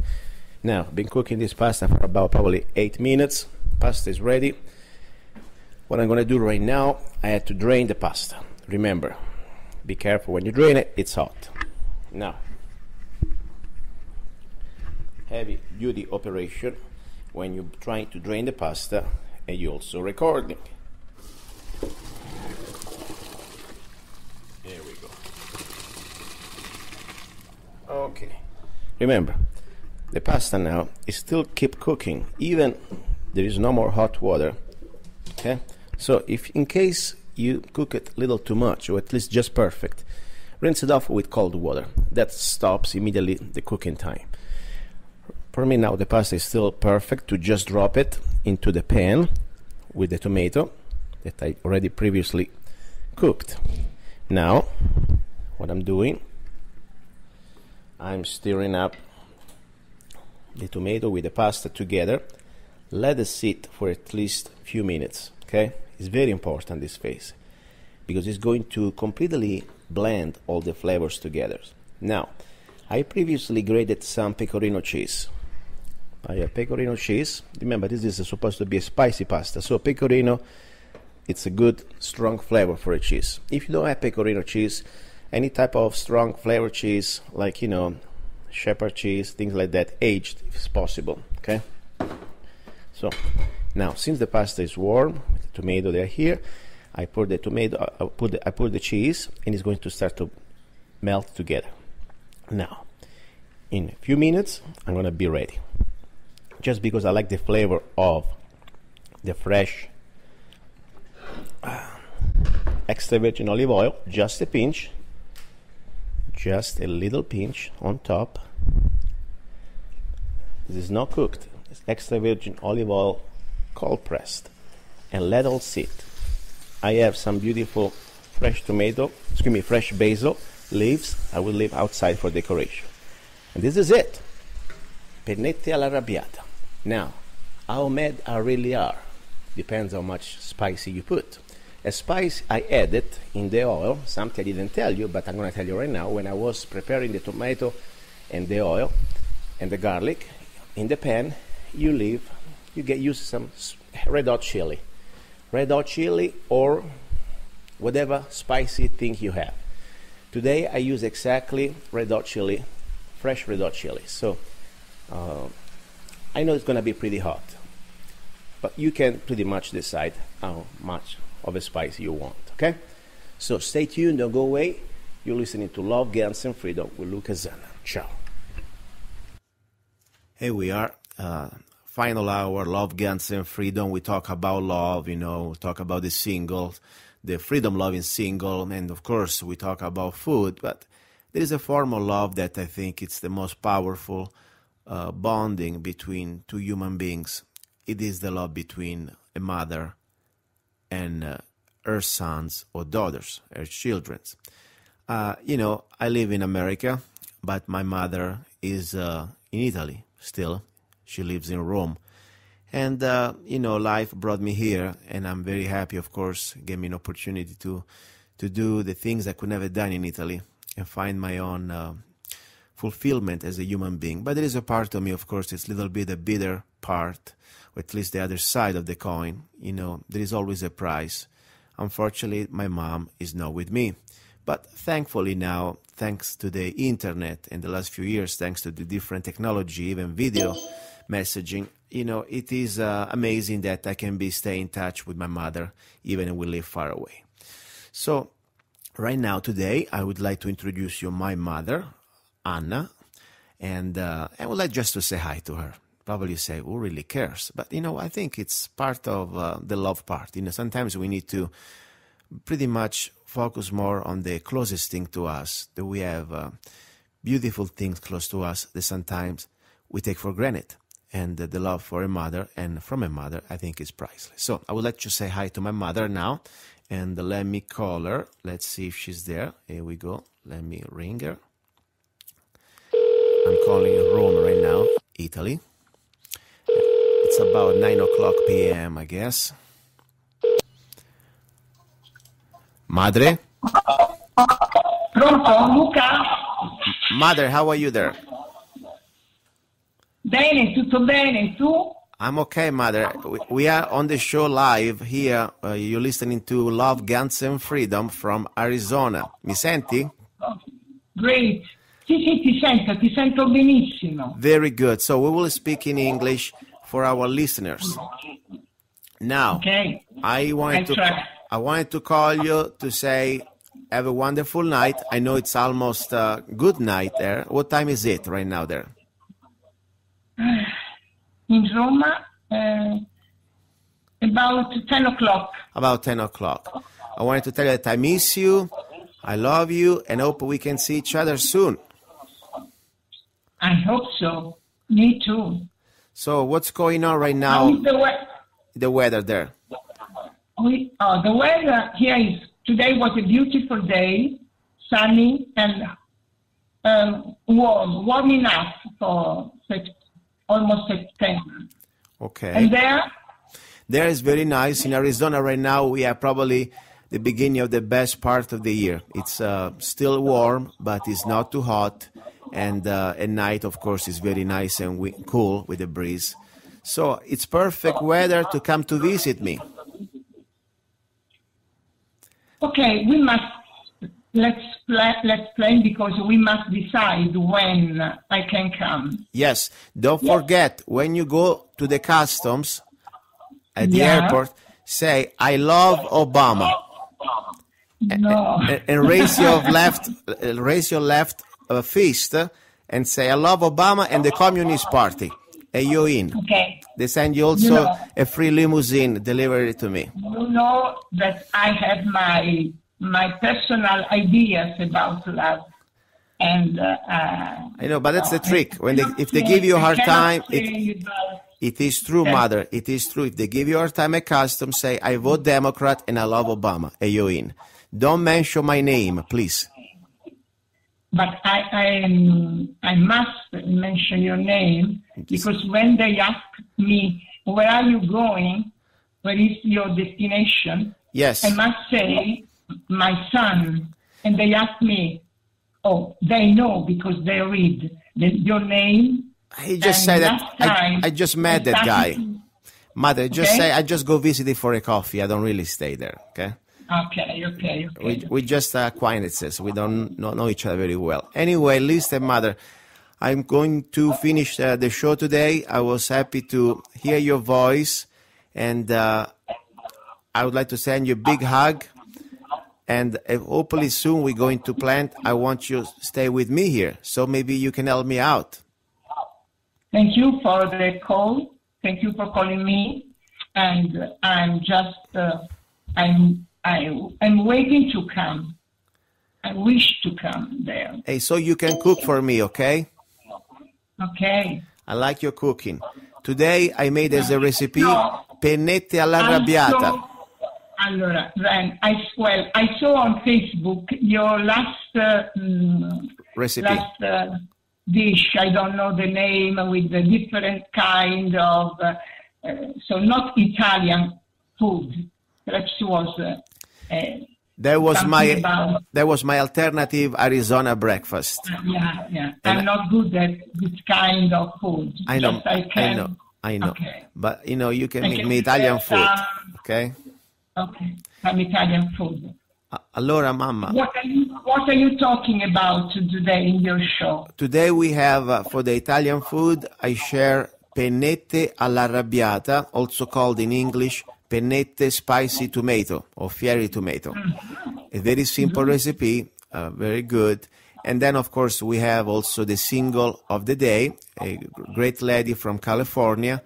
And then also we talk about a little bit, music and the romantic part. This is the final hour. The first hour we had the last speech of Senator Chester Crandell, former state senator from Arizona that unfortunately died on a horse accident just a few weeks ago. It was one of the best senators, in my opinion, we had here in the state.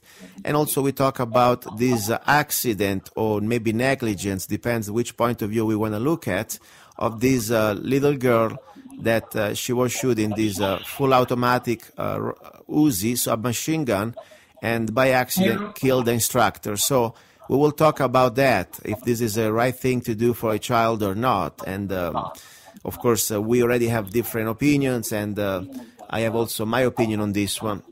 But of course, this is pretty much the show today, and more news.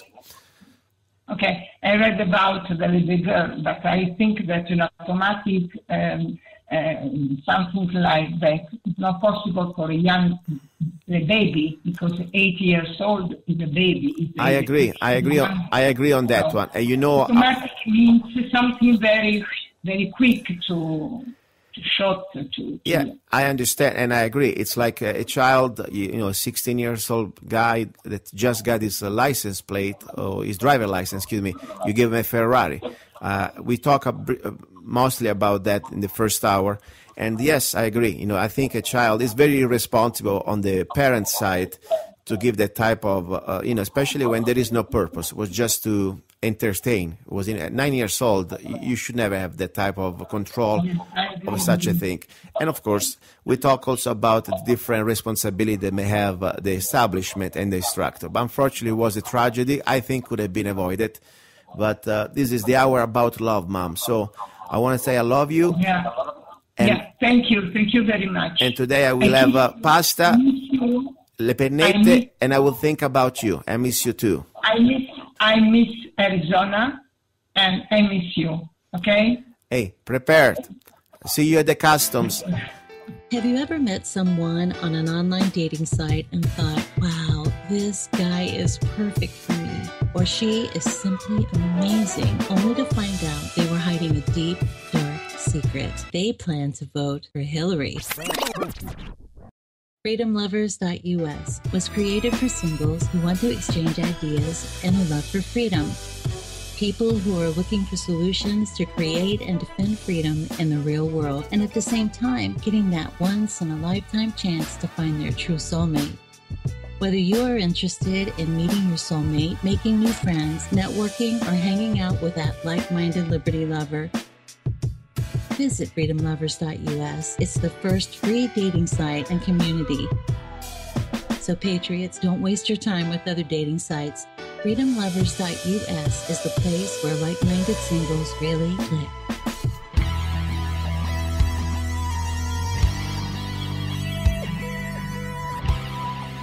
You're listening.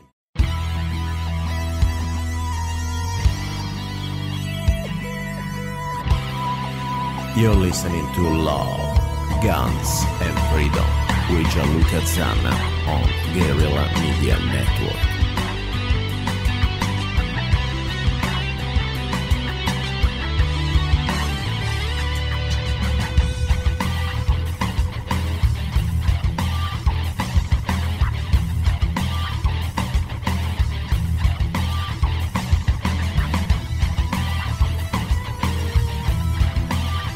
Have you ever met someone on an online dating site and thought, wow, this guy is perfect for me, or she is simply amazing, only to find out they were hiding a deep, dark secret? They plan to vote for Hillary.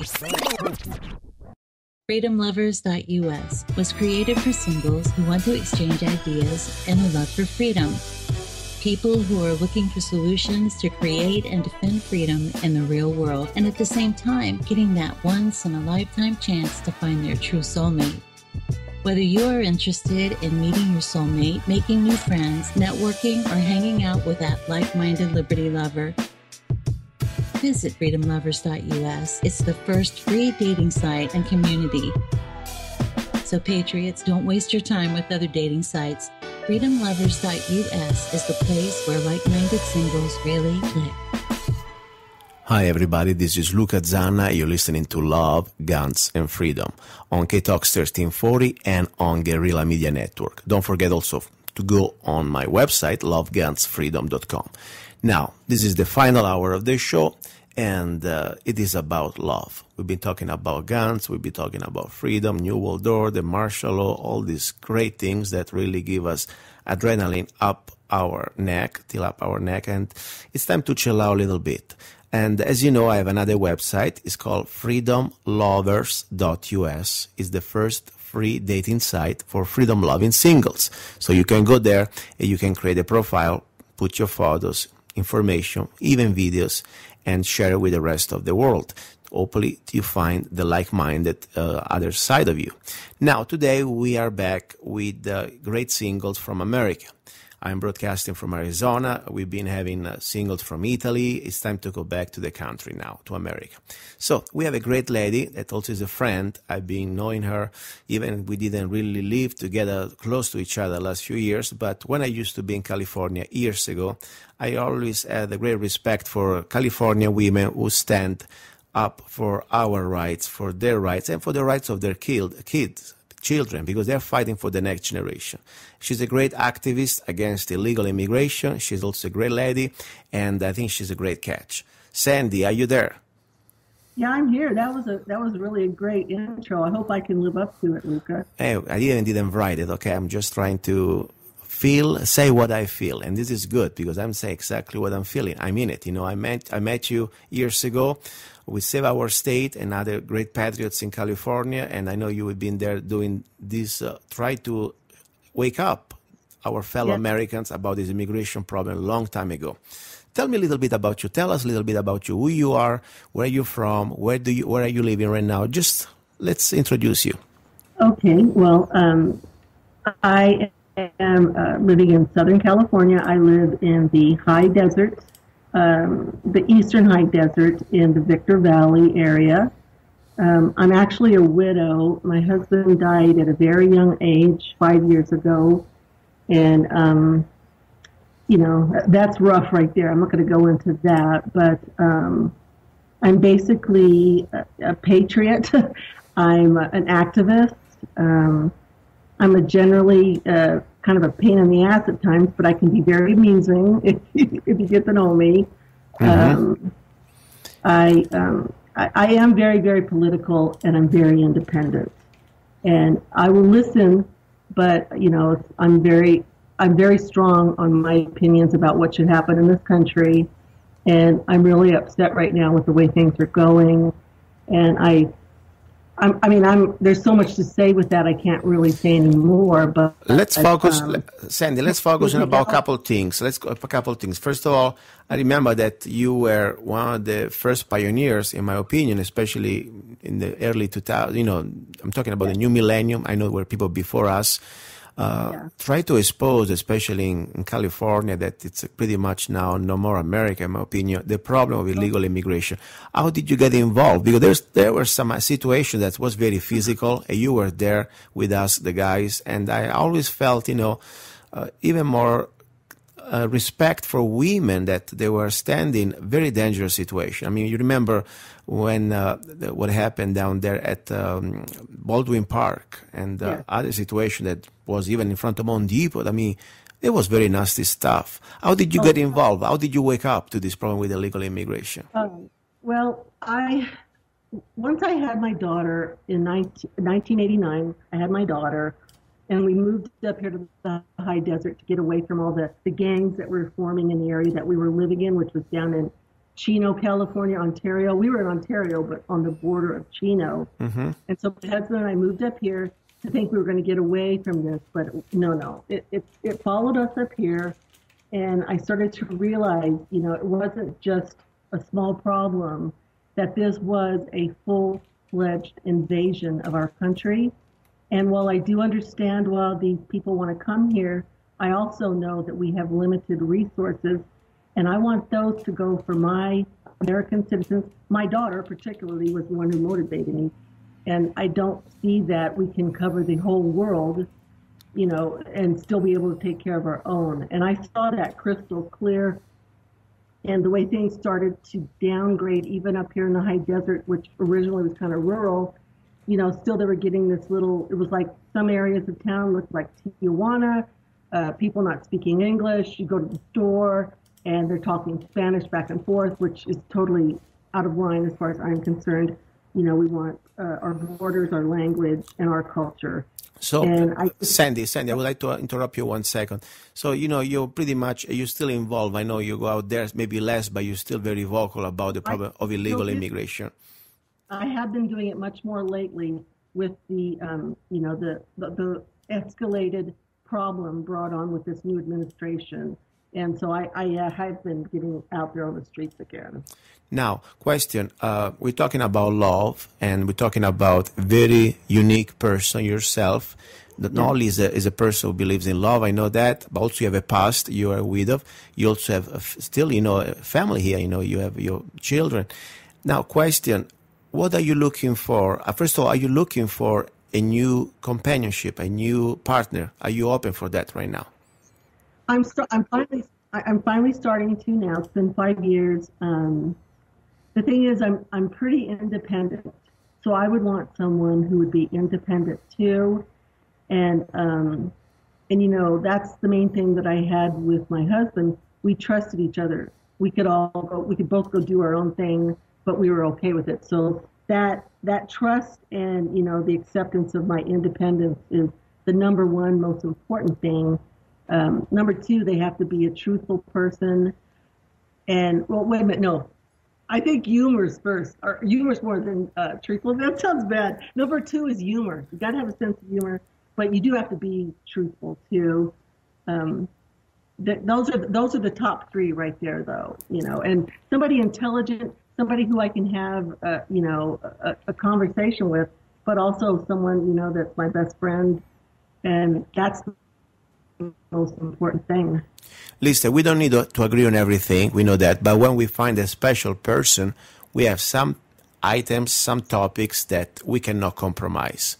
Give me three things that you never would compromise, even if you find, you know, the most gorgeous man of the planet and whatever. What are the three things that you cannot tolerate in a man? Okay. Lack of respect for me. Being a liberal. Blaming libs, just I can't deal with that. And dishonesty, those are the ones.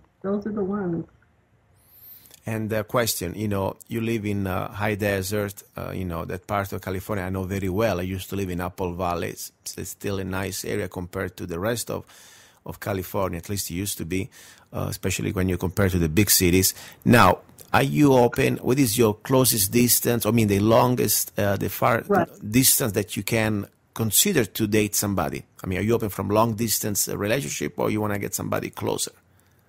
So we're talking geographically undesirable folks here. Yes, I mean, what is, you know, how many miles from your home would you consider somebody to date? Well, it'd be better if they were within like 50 miles, you know, or closer, but if it was somebody that was fabulous, then I would do like up to a couple hundred miles, because at least you could still drive and take turns and do stuff, you know, in each other's area. Okay. And the question is, when we talk about, you know, political person, you know, personalities, I call them political heroes, even I really believe in political heroes. They're all human beings. But if you can identify yourself in a special political character, person that or in the past or in the modern would represent more your ideals, who you are politically. Well, the one realistically for me, the man who got me turned around to be a conservative, or to at least, you know, when I first was a Republican, was Ronald Reagan.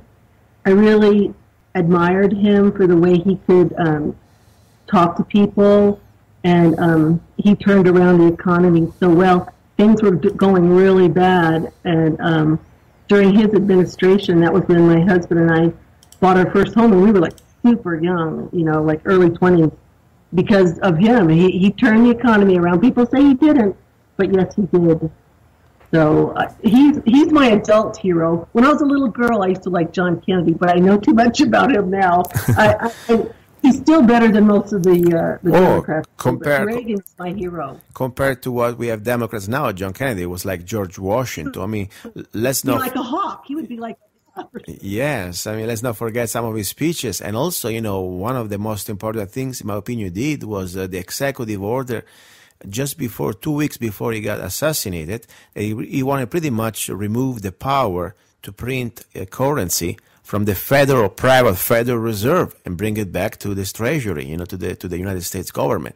So right there, I think was he had some good deeds. Of course, there is a lot of things as a human being that, of course, it was far from perfect. We understand that. Far from perfect, but also what he did that I really respect is he didn't act like an arrogant jerk like the current president does. When he needed guidance, he would get in the situation room and call people who had been and experienced in his position before to get help. You know, that's so important. You can't just go off and think, well, I can do this because I'm president. And I really respected that about him, that he would, you know, get former presidents on the phone, get his experts in the, you know, he would get their opinions. And really, truly, I do think Johnson had him killed, but that's beside the point. Okay. Sandy, talking about you now, you know, we are human beings. We have some good qualities, and also we have sometimes, always I say, we always have some weak points, okay? Give me 3 great qualities about you according to your friends or family. Say, wow, you are great because of 1, 2, and 3. And give me a couple of things that you understand that maybe you need to work more about your personality, about your persona. Okay. Well, people tell me I have a way with words and that I can say a lot with very few words. They really like my sense of humor, and they say I'm very generous. And I think those are all 3 very true things about me. As far as my weaknesses go, I think sometimes I don't want to ask for help, and that's hard for me. And let me think. That's rough when you have to think about the negative stuff. I'm stubborn, and I'm very stubborn, but I can be reasoned with. But trust me, I'm stubborn. And let's see, do we need one more? Luca, did you ask for 3 negatives? Yeah, that would be good. I mean, I think you got enough, you know. Stubborn is something that I relate to. I can understand. You know, sometimes I don't like to ask for help. And I guess sometimes I'm not open enough to certain new situations. I see that about myself now that I've been living alone. And I think that when you've been independent and alone sometimes, you need to look at that. Because sometimes you can push people away that maybe you should be taking a look at. So I think maybe, you know, I'm not being open enough to some new situations. So that would be the 3rd thing. I understand. Perfect. So listen now, when, let's say if you like to have the first appointment, the first date, how you want to call it, what is the place that you would choose? Everybody's a different place. You know, I know my place. I like to meet, date the range, okay? And that's cool, yeah. Okay. At least it's a public place, you know. We can do something, you know, safe and enjoy the nature, blah, blah, blah, and whatever we like. What is your perfect place or one of your best places where you would like to date somebody that you're interested in?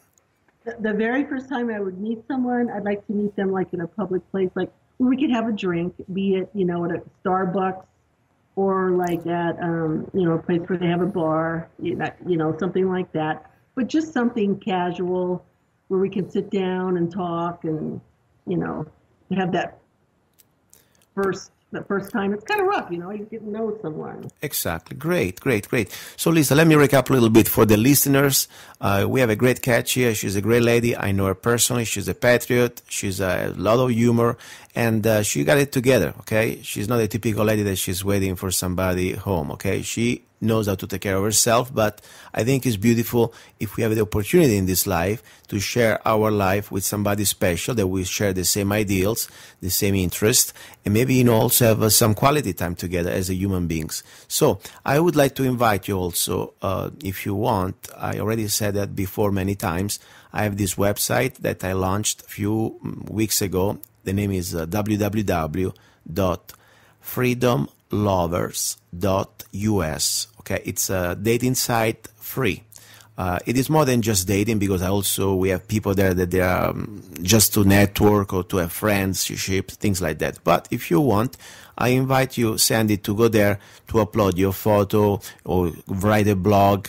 And you can also use the different chat rooms. There are chat rooms, and there are also video messenger. You can talk. I mean, it's amazing. It's free. That's a beautiful thing. So that's another way I would like to network and put in connection like-minded people like we are in this way. So I invite you to go there. And also for all the listeners that have been listening to Sandy, they can also meet her. I tell you how they can reach you. Of course, I don't not share any personal information, but what I do, since I know Sandy, she's on Facebook, I will go to upload on lovegunsfreedom.com. We have a special section with a heart, love. And normally what I do, I put photos of our different guests, men and women, and I link directly from your photo directly to your Facebook account. So people have the chance to connect through Facebook with you, and you can talk to them or not. What do you think about that? Would be okay?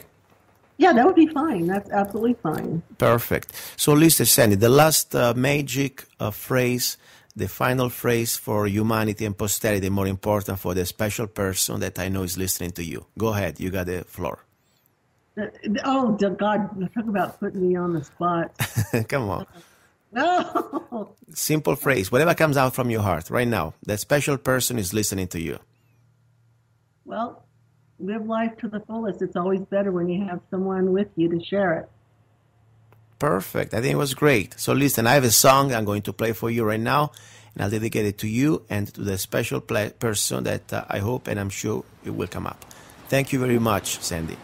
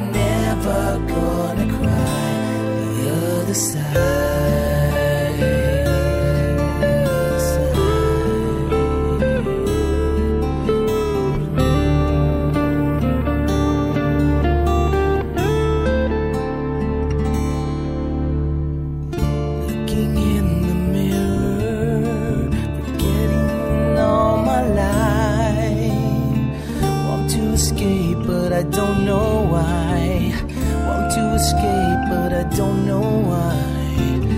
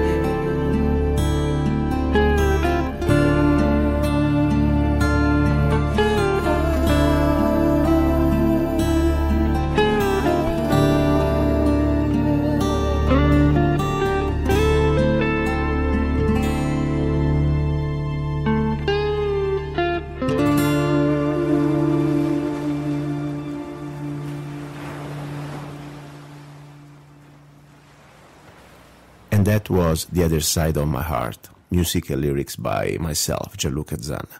I wrote the lyrics of that song when I was 19, and I was wandering around the South Pacific in Polynesia.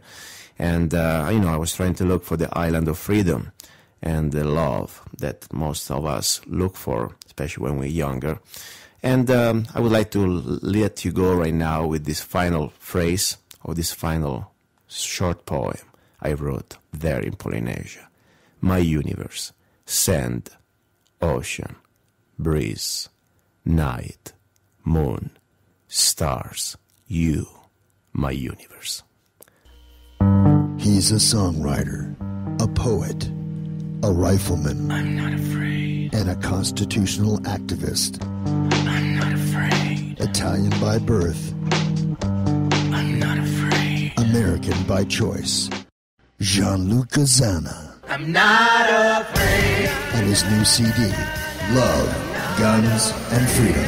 16 powerful songs on one CD from the heart of a patriot.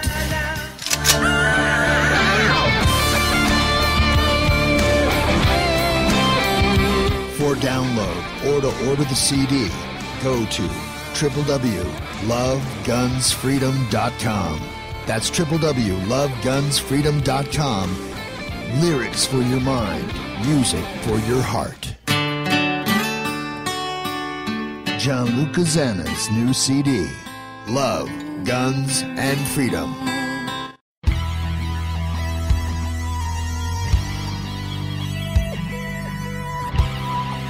You're listening to Love, Guns, and Freedom with Gianluca Zanna on Guerrilla Media Network.